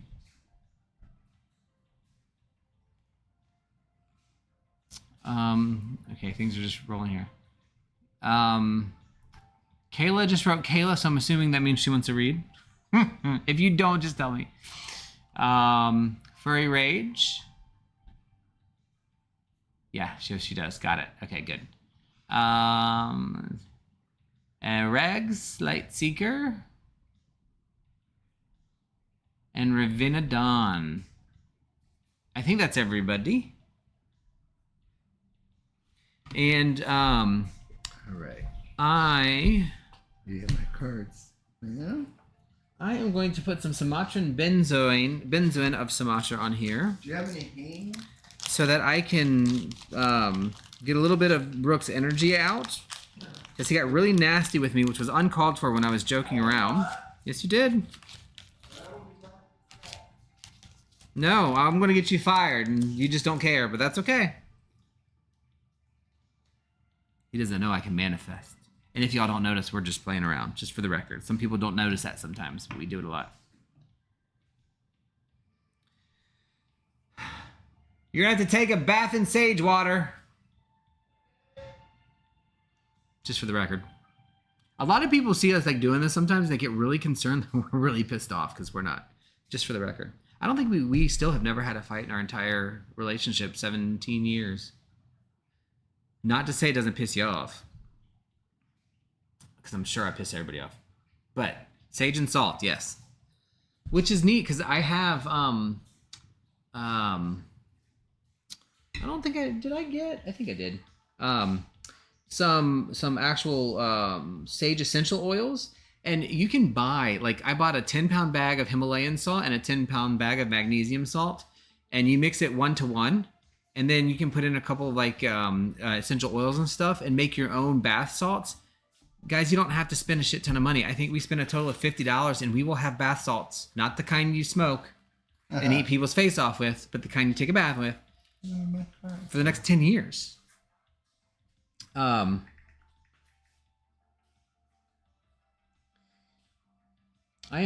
do have some somewhere, but I really like, if you guys are interested in buying essential oils, I would highly recommend Hiqili, Hiqili. They have some of the best ones ever, just for the record. God, I want to have so much stuff coming from Amazon, but I need to order some extra. Because I'm making you some bath salts with sage in it. Are you really? I don't need them. Certainly am. Ooh. I love, I wish you could see the charcoal, but if you look at the charcoal burning, you can see it's red hot on the corners. This is benzoin for you. But I'll always accept gifts. Benzoin for you. That's to cleanse you. Ooh, I love it. I'm not feeling the hing today.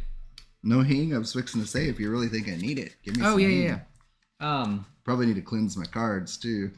I will grab a link for it. They're relatively inexpensive. They're very high quality. They all come in the same type of bottle, and most of them come with a mini bottle like this. I'll show it to you. I know you can't see. Oh, wait, you can't see. I haven't switched it over yet.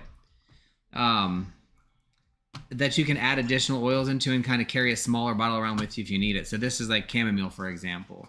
Now, we do make our own tinctures and stuff, too. But it is nice to buy them sometimes. It's just a little easier. But let's transition over to our card stock here. And we're going to get started. With Kelvin. All right. Let me make sure I got it. A good. And hopefully,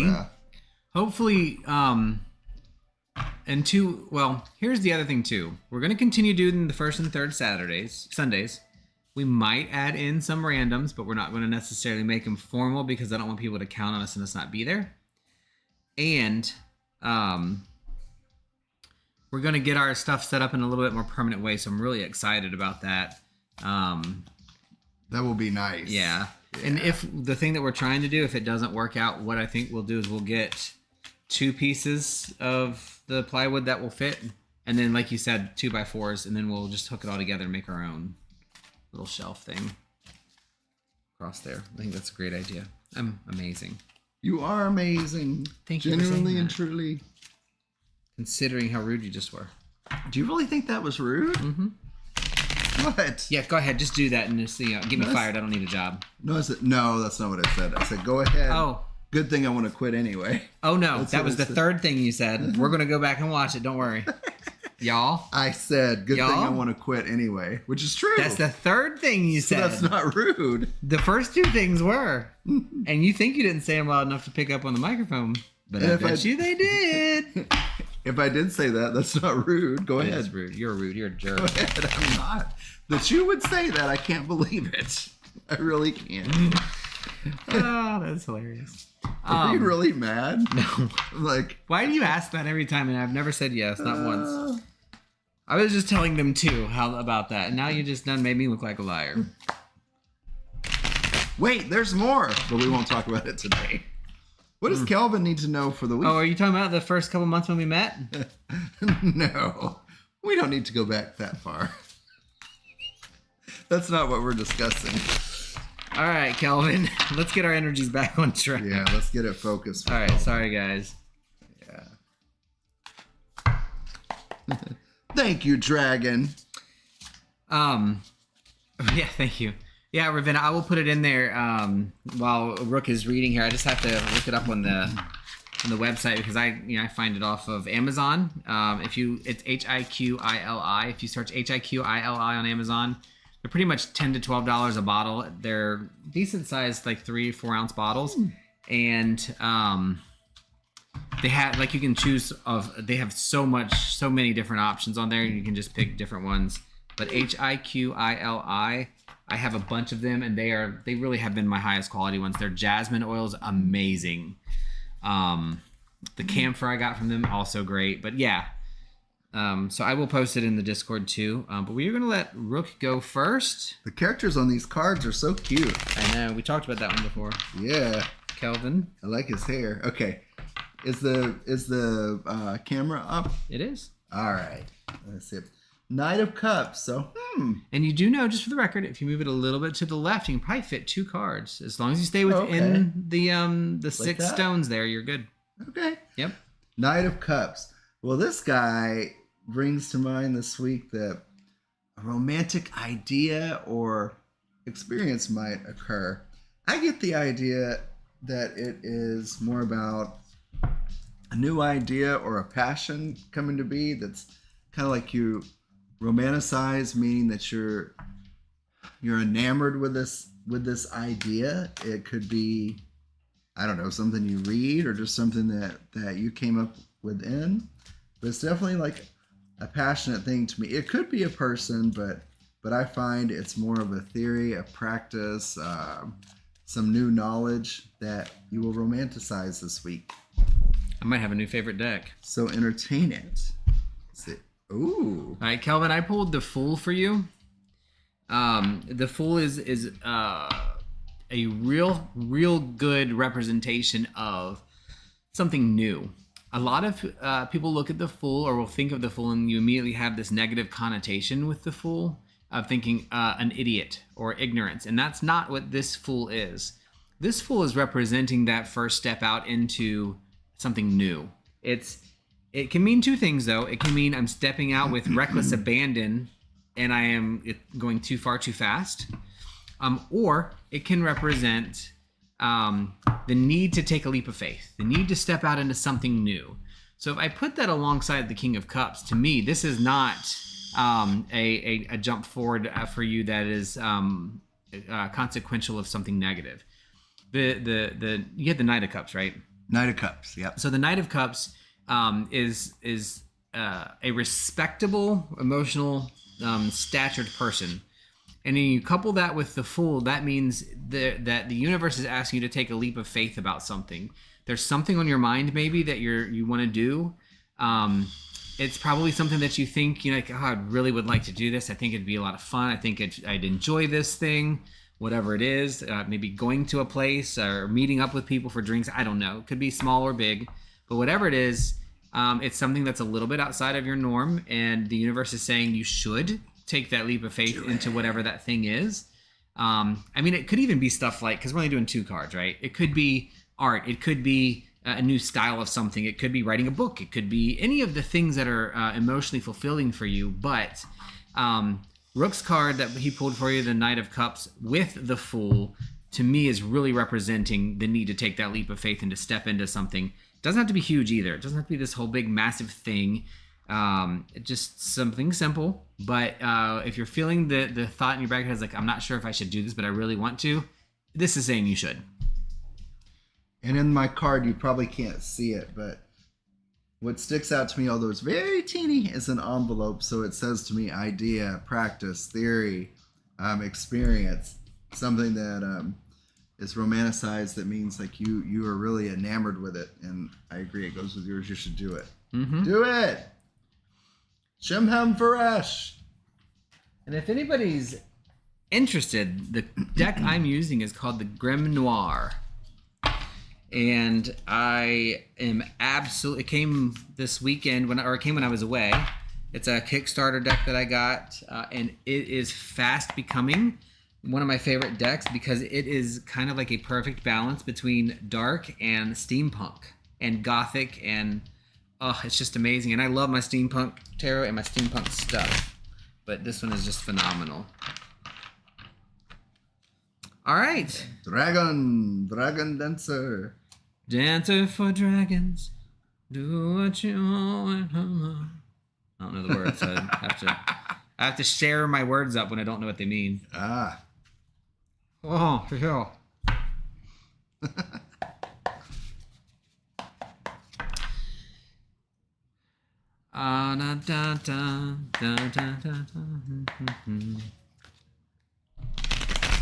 All right. Dragon Dancer. What do we have for the Dragon Dancer? Yeah, you're welcome. I hope it made sense, or it will make sense this week. Yeah. Pay attention to your passions. Yeah. I know when you say something like take a leap of faith, it feels like it's this huge thing that's going to change your life. It's not always that. Like taking a leap of faith is just, like for me, like a leap of faith was going out to dinner with the people from work that I don't ever do and having an actually good time and seeing how much that benefited my emotional status, you know? Yeah. My emotional health was extremely improved with that. Well there, dear Dragon Dancer, your first card is the Ace of Pentacles. Pentacles are all about finances, right?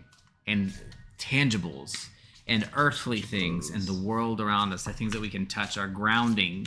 And so far, we'll see what Rook's card is, but the Ace of Pentacles is often representative of a new set of something. It can be a new seed has been planted for something very big to grow. It can be a new windfall of financial gain. But the Ace of Pentacles is that raw earth energy, that raw, really good energy that takes you through the growth of something or the beginning of something that's going to be very big. So while I am often talking about aces, being that initial raw energy of whatever the element that they're in is, it also is kind of like, to me, like a stem cell. It can become anything. So if this is what we're going towards is something tangible and physical, it is starting now and it is coming fruitful. And I can already see that Rook has pulled another Pentacles. And to me, it is a journey start type card. Yeah. So. It's saying it's something new. Start it. Do it. Take that torch and go. It will be something new. Maybe something you've thought of before, but haven't done. But this is saying the Page of Pentacles is saying to go for it. It's new, but hey, you'll reap rewards with it. I like that. You do it. And the page, that's funny.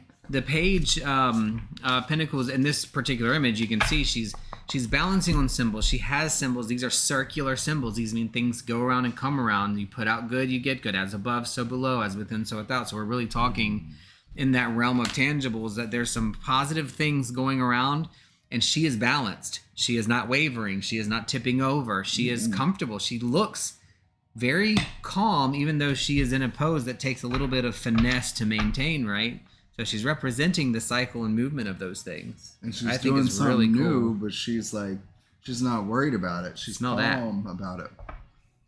Ooh, what is that? That is chamomile essentials. Oh, that smells good.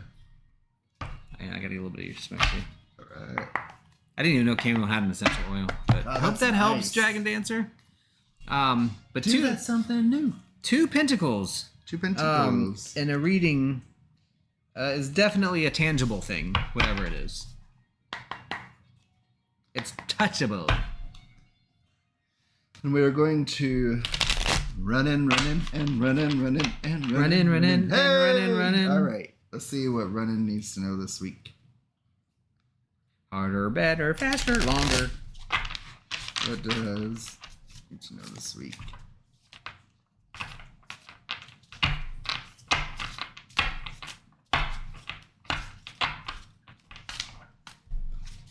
Ziggy! We are in tarot. You are never late, as we always say. Run in the shadows. Your first card is Nine of Cups. So what comes after the Nine of Cups is what's important to understand with the cups. So the Ten of Cups represents comfort, happiness, positive, and it is what I call the Happy Family card. A lot of people call it the Happy Family card too. But in this Nine of Cups, it is also that pathway towards happiness. It does represent a pause or a break before you get to the happiness that's right there, but it also denotes that positive growth or that positive emotional response. Now, Nine of Cups is a card of thinking. It is a card of pause from an emotional standpoint. It really does want you to consider things that are around you. But the Nine of Cups is not like the Nine of Swords. It's a positive card. It really does say, like, hey, you're about to get all the happiness, the family happiness that you want. You're right there on the precipice, and it's going to be happy family. Things are going to be great. You're going to walk off into the sunset, and this situations that you're in right now are going to be just fine. But the Nine of Cups is saying, think about what you're doing now. Stop reorganize your emotions. The hard work is already done. And we're about to go into this moment of where things are going to be very good for a period of time. And I can already again see that by Rook's card that is going to be even more so. Yes, it's going to be an awesome week. Even if you don't think that, it's about perspective. Celebrate it, just enjoy it, and just be this week. It's going to be a glorious week.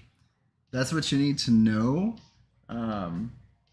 Glorious. It's going to be glorious, glorious. You know that song? Nope. Isn't that a song? It's a song. So just celebrate the week. And if it feels still or like things aren't moving, enjoy that. Because that is what it's supposed to be. I like that. I wish I would have got the same. That is really good. Yeah. There is no happiness without penis. Yeah. Happiness. That's very true. Very true. I have problems. That is very true. Happiness. Yeah. All right. Let's go to who's next. Tabby. Tabby. I think Tabby had a question. I'm not sure. Did Tabby had a question? I'm not sure. Let's see if Tabby had a question. Did Tabby have a question? But I'm going to ask what she needs to know in case. Ooh. God, that smells so good. No question. Okay. You were wrong. Ha ha. I was wrong. I was wrong. No. It's a place you find yourself pretty often, so.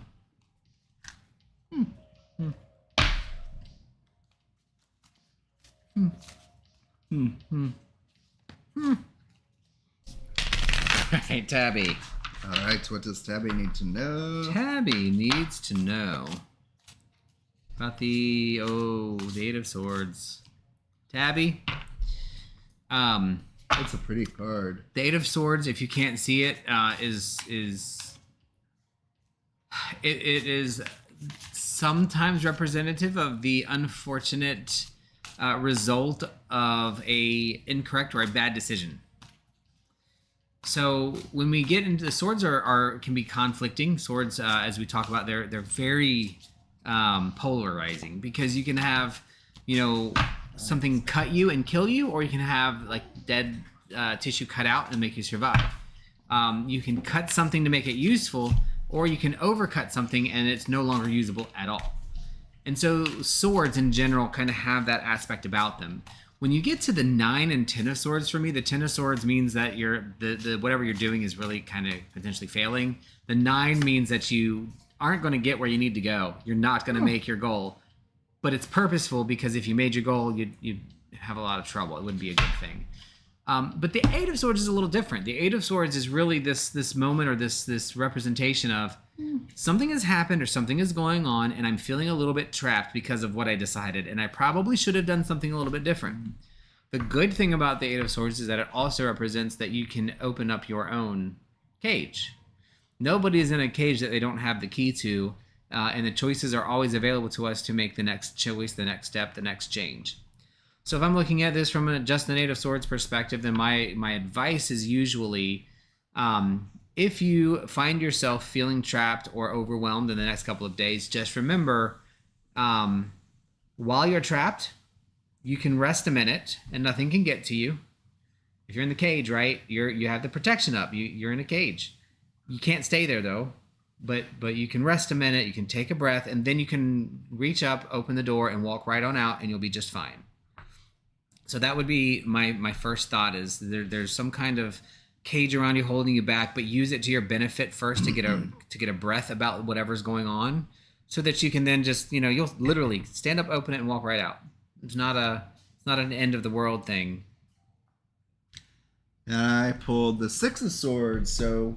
Weird we're pulling the same suits. That's weird. Like, and I'm shuffling, and I even have things that I drop and pick up and shuffle, and it comes back. So to me, we got a lady in a boat, and she's kind of drifting, but you can't see it, I don't think, in the video, but there's string attached to the 3 front crows or ravens, and they're kind of like pulling her along. It's almost chariot-like, kind of. Yeah, so and then there's three birds in the background kind of flying around, and to me that's kind of like protection and strength from something. So a resolution to something, a getting past something, movement away from something, a healing from something, and being guided and then protected. That's what I get from this card. But that is where the same suite. So cool. Black sky chickens. Yeah, so Sky I pigeons. wish you could see the black seagulls. Sea pigeons. That's what I was going for. So those birds in the front are pulling her, and the person in the boat's not doing anything. I think they're just focused on getting past something. So be guided, be pulled, know that you're protected as you recover from something this week. I love that Not deck. sure what that is. The light seers are so pretty. Hope that helped or will help. And we're going to Kayla. Yeah, and I think Queen Kayla. I think the six of swords is often a representation of, like, just like you said, it's that you have to let somebody else take the reins for a minute. Like Not she's like just- the chariot where you're in control. The six of swords is you're just getting through it, but you have to let somebody else pull you through, or something else pull you through around it, or you'll hurt yourself. 'Cause she's not rowing, she's not paddling, she's literally just standing She's there. accepting that it's okay to have somebody help you and take you through something that's kind of hard.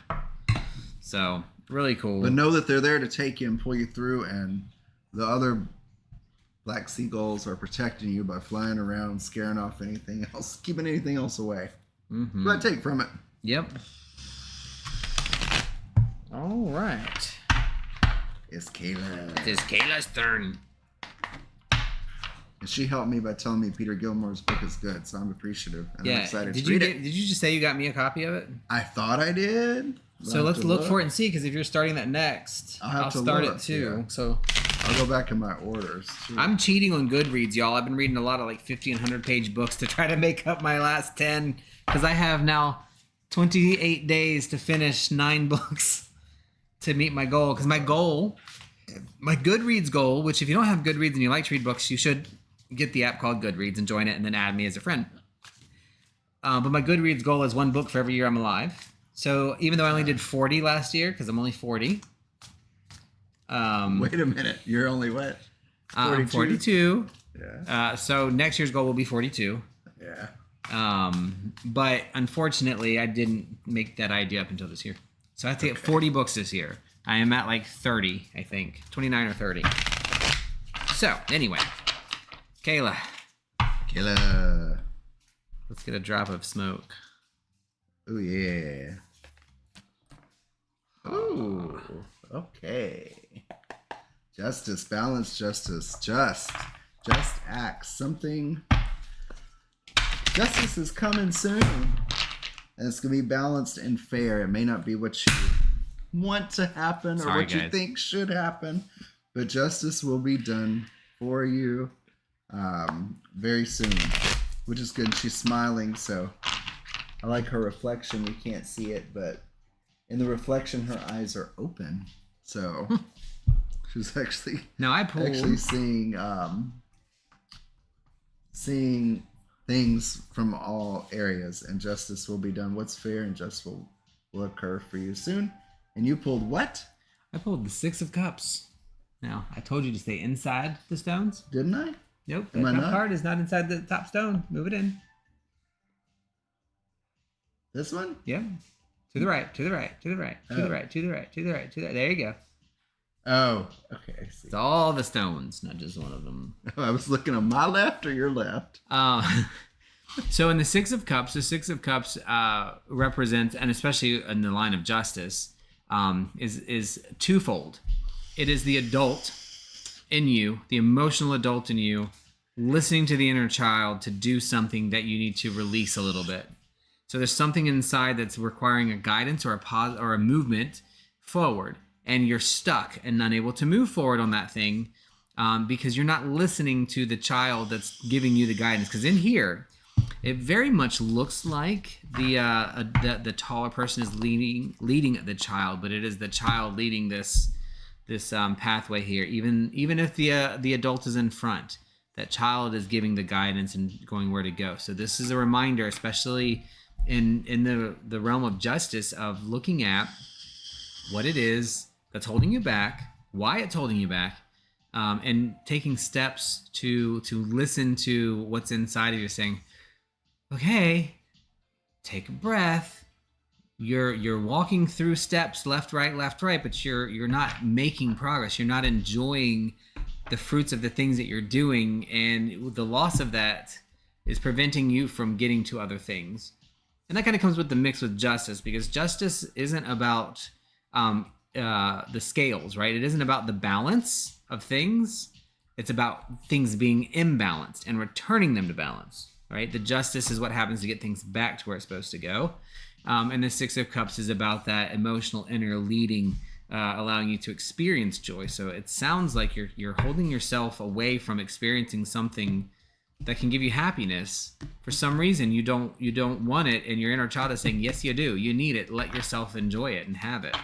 I don't know what that is, but that's something that you'll hopefully figure out, and hopefully that speaks to you somehow, because I don't know where that came from. All right. Now we're onto furry. I really like that card. I do too. That's a nice one. Can we have some more cleansers? Let's see. Magic. Thank you. If you guys have never experienced it either, you do have to be careful, but you can put essential oil drops directly on charcoal, and it gives you a very nice Fur. You're welcome, Kayla. thingy. Oh, that's You're welcome. Furry Rage. not wanting it right now. Okay. All right. What does furry fur need to know this week? Furry fur.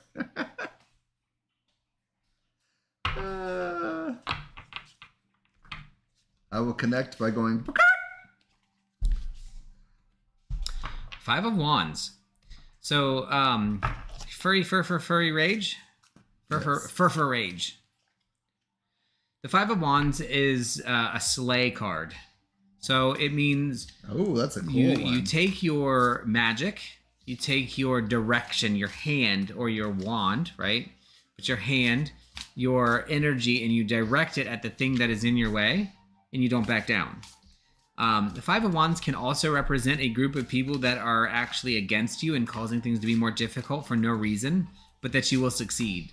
So a lot of times the Five of Wands represents other people around you that are kind of pushing against what you're trying to do and not allowing you to go forward, or like a comedian being heckled, or a small work team of 5 people where 4 of them are setting you up for failure even though you're doing the right thing. That's what the Five of Wands is. But it is very clear in the Five of Wands also that if you stand and just continue walking, use your energy and say, look, you are not going to block me or stop me. I am walking through whatever this is. It will part its way. It won't even fight. It is going to move out of your way for you. But you have to approach it from the aspect and the feeling of, I know this, I am this, I have this, not I will, I should, or I could, but I am, I do, I have, right? Those moments of things that are actually there. And you'll just be able to walk right through whatever it is that's kind of pushing around the thing you're trying to do. So, All right. I will get you fired. Oh, please do. At this point, it would be a big favor to me. Not to my pocketbook. 2 of Pentacles. All right, you're going. Everything's balanced. Keep it balanced this week. There's different thoughts or things too. What you're doing, what you're working on. Just keep a balance to it. Nothing's ever all one way or the other. She is balancing that. I don't know if it comes out of that battle or resolution to what the Five of Wands was, but keep that balance. You're doing right, but don't get swayed too far one way. I get a feeling it's about work or finances, because the Pentacles. As above, so below. Yeah. All right. So just keep it balanced. Keep it in the stratosphere. I wonder about my spring cleaning. I don't think that'll put it out. Oh yeah, it will. Ooh, we're on rags. Reg's Light Seeker. There you go. All right. He never shares his smoke. I don't? Never. Excuse me. So rude. All right, Regs, let's see what the Grim Noir. I have to keep looking at the book. Or the box. Yeah. What does Regs need to know this week?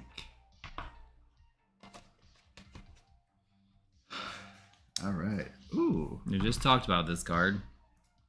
Yeah. So the Nine of Swords represents one of three really cards in the traditional tarot that people can be afraid of.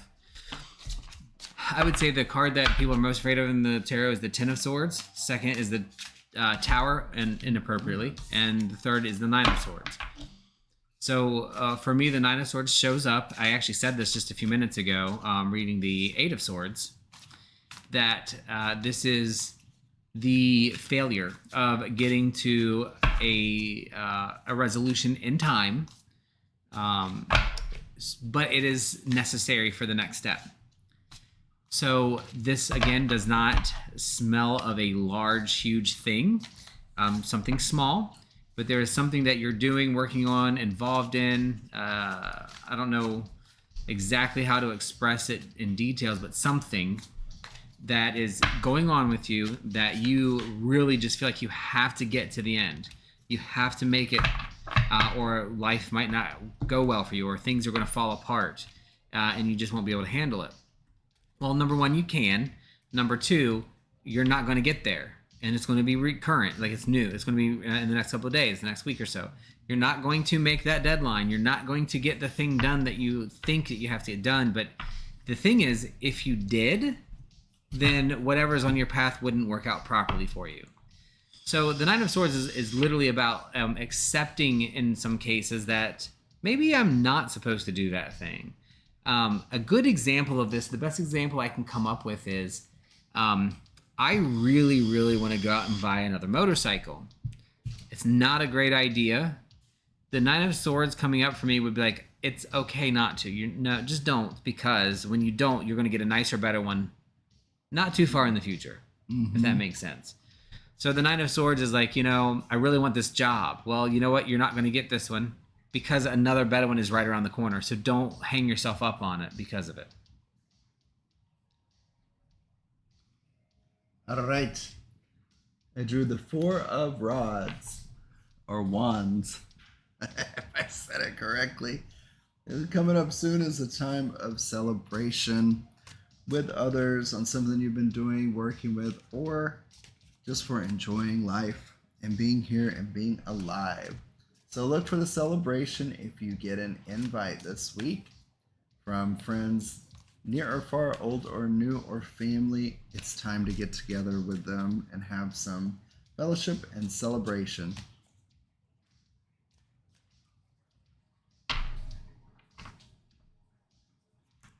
All right. You're looking at me nuts. That, Rex, it could be something as simple as that. It absolutely could. Because usually with the pip cards like that, they're small things. We didn't get a major arcana or something with it. But it is relatively something small. Oh, that stew smells so good. Yeah, we are making our classic cold weather stew, even though it's not cold down here anymore. But this week, we're supposed to get some cool days down here in Southwest Florida. They'll be in the 50s at night and the 70s during the day. Of course, right when I leave for Chicago, where it's freezing. We'll give Rook a minute to come back before we finish up here. And I don't know. Yeah, one of the things I read while I was kind of looking through tarot and just tarot in general is, a lot of things to me, this is a personal opinion. I do not believe that the tarot tells you the future. I do believe that the tarot is connected to us and that we connect to each other. So when I'm thinking real quick, when I'm connecting to cards, I actually see in my mind reaching out to what looks like the great disco ball, right, of all the souls, and then connecting through whatever string to you. So they can have this connection, and the cards that I pull will make sense to you. But we have free will and we have choice, and I think that the universe delivers these messages with or without the cards. The cards just help humans like me figure out how to word the message and get it to the right place so that it's understandable. And I like to do that because, or say that because, if somebody says something or gives guidance or gives a result that is difficult or hard to hear or maybe even dangerous, it can cause you to react in a certain and specific way that may not be healthy or may actually make it a self-fulfilling prophecy. So it's really important for everybody, from my perspective, to know that tarot for me is the universe. There is connection. It is guidance. It does help drive you towards a positive outcome. But take it as that. It's driving you towards a positive outcome. Tarot should never be harmful, hurtful, or drive you towards something or feeling worse than when you come in to requesting a reading. And if it does, you're not being read by a good person. And it doesn't mean watering down the truth either. We're not saying that if something bad is in the cards that we're not going to share it with you, that we're going to sugarcoat it. It's just saying there's no such thing as bad in the cards. There's guidance to give us things to make us stronger and to move forward.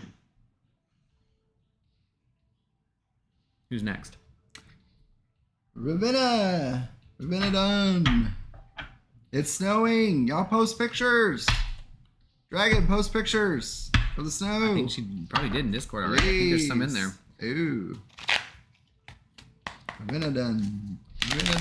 If it was snowing right now and I was somewhere where it was snowing, and this is, I'm going totally off subject here, but I'm just thinking, I'm going to be in Chicago next week.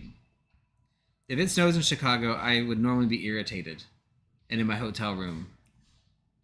Why don't I go down to the hotel where almost all the hotels have a fireplace and just sit by the fireplace and read? Oh, yeah, God, that would be amazing. That's an option. I can do that. And yet I choose to go to my hotel room and not, you know what I mean? Like, that's a problem I have that I need to work through. But anyway, it's Ravenna's time, so let's connect. Sorry, Ravenna. Let me get back on track here. I'm shiny squirreling because I'm excited. Things are... so much is just in good right now and in lockstep for me. That's awesome. Feels good. All right, Go to the car place. Yeah. Go to the car place. Yeah, you should. Dragon said you should. No, I heard car place. I read fireplace. You said car place. It's a fireplace. You say ones instead of wands. That doesn't mean. Who do y'all trust? Ravenna Dawn. Got a good card to get started with. What's that flower you've got on? All right, Ravenna Dawn, we have the Empress. So the Empress is a major arcana card that is the embodiment of abundance, and to me, really the full moon of things, the protuberant moon, the gibbous moon, right? This period of growth and really strong feminine forward motion. This is the post-creation card for me. So creation has already occurred. So whatever this is about has already created, but now you are growing it and you're making it into something way bigger and better. This could represent that you are getting ready to put something out to the family and friends around you that will be extremely beneficial in their lives. Or it could mean that you're about ready to come into something that's very beneficial. There's an abundance coming to you. It's often emotional, it's often comforting, it's often positive. I can see if I was reading this with Rook's card that he just put there too, I'm sure he'll talk about it. But that is going to make this, for me, something that you're giving out. So to me, this would be your abundance as the Empress is giving out to your family or to your friends or to people around you, that you will provide them with something that is worth way more than the sum total of its parts. Coming from a very strong feminine manner of growth and abundance. Yes, 8 of Pentacles. So whatever you're working on, be persistent, continue to be patient. You can see the results coming. It's coming. Be patient a little bit longer. You're going to get it. All your hard work is going to pay off. This lady in the chair, I don't know if you can see it. It's kind of blurry, but she has a candle in her left hand, and she can see the end results, attaining her goals in the near future, but she's focused, she's grounded, she's just staring in the candle and relaxed, and knows that her hard work is going to pay off. So yeah, it's a good card. Eight of Pentacles card. Nutmeg is not really that great. I like it. It's very earthy. By the way, we'll show this to you on the box. This is another Hakili order I just got. The Eight of Pentacles for me really is a it's empty. Is really a card of what I call masterwork. It's my masterwork card. When the Eight of Pentacles comes up for me in a traditional reading, when I'm reading doing a large reading for somebody, and it's never failed on me on this one. It is about you creating something perfect. It's about not just that it's perfect, it is exactly the way it's supposed to be. It is a masterwork. It's masterpiece. If you're a painter, if you cook, if you do this, if your masterpiece, if your art is love, then it's a great work of love. And so that's really what it represents to me whenever this guy comes up in a reading. Congratulations for the 22nd. I just spilled that. That is awesome. Well, it's right there, so don't get frustrated if meeting dates and times change. It's right there and it's coming up, and I know that feeling waiting to get to the home and to close on it, and it can be like frustrating. You can be impatient, but it's coming. Just be ready to celebrate and enjoy it when you close. That's awesome. Congratulations. That's awesome. Show that box. The nutmeg one? Yeah. This is the nutmeg oil box that Mystic wanted me to show. Let me bring it down. I just spilled some chamomile oil on the table. I'm going to get it before it strips. You're welcome. Talking about the lotion, the chamomile lotion. It's oil. It's oil, but it goes with my song. Poison ivy. Yeah, I made a little spill. Woo, I bet you are excited. That is too cool, though. It's very exciting. Yes.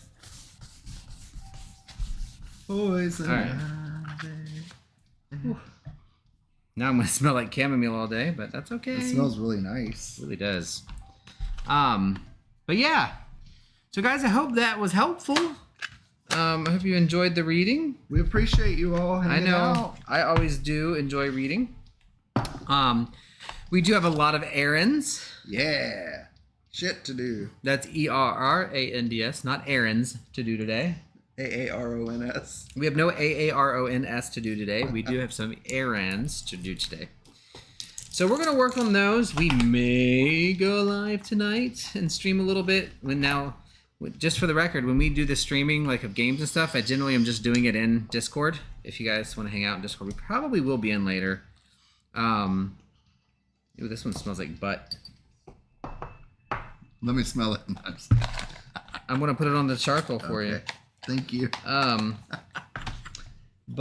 So hopefully we can have a more conversation. I'd like to talk a little bit more about some of the stuff we went over today, as I always do, but we may or may not. We're not sure exactly what we're going to do because there's just so many. There you go. How's that smell? Oh, wow. It kind of does. Like butt. Y'all, I'm sorry, but it does. Thank you, Riggs. Thank you, everybody. Have a great Sunday. You guys have a wonderful, wonderful rest of your day. We're going to get to our last section that Rook loves to do by himself. Great week. Oh my God, that stuff stinks. Ugh. But I need it, so. Brute force when I'm trying to be more diplomatic. Always been a great show. Today, I appreciate you guys so much for coming in and hope to see you soon. And go ahead, Rook. Everybody have fun. And please this week, if you can, check out all these awesome creators, witches, and wonderfuls. Paranormal Witch on YouTube and Lady Rose 819 on Instagram. I just read one of her previous posts from November about the Benjamin Franklin house and some bodies that were discovered in it and some conspiracies and thoughts behind that. So please check her out. She's got some great blogs and posts. Unexplained Possibilities on YouTube and Instagram. Everybody Loves Melvin. I think he usually goes live on Wednesday nights late, so you can If you're like me and work and have to sleep early, you can always go back and rewatch his post of all things unexplained, aliens, occult, and magical. Ziggy Dreadful on Twitch. If you stop in when she's streaming, she's likely to invite you in for a game. It's always a lot of fun and conversation with Ziggy Dreadful.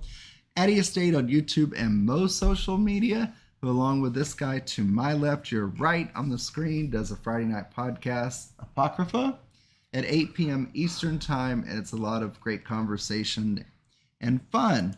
And content coming soon from Mystic Manny and Dragon Dancer. Be on the lookout for updates on that.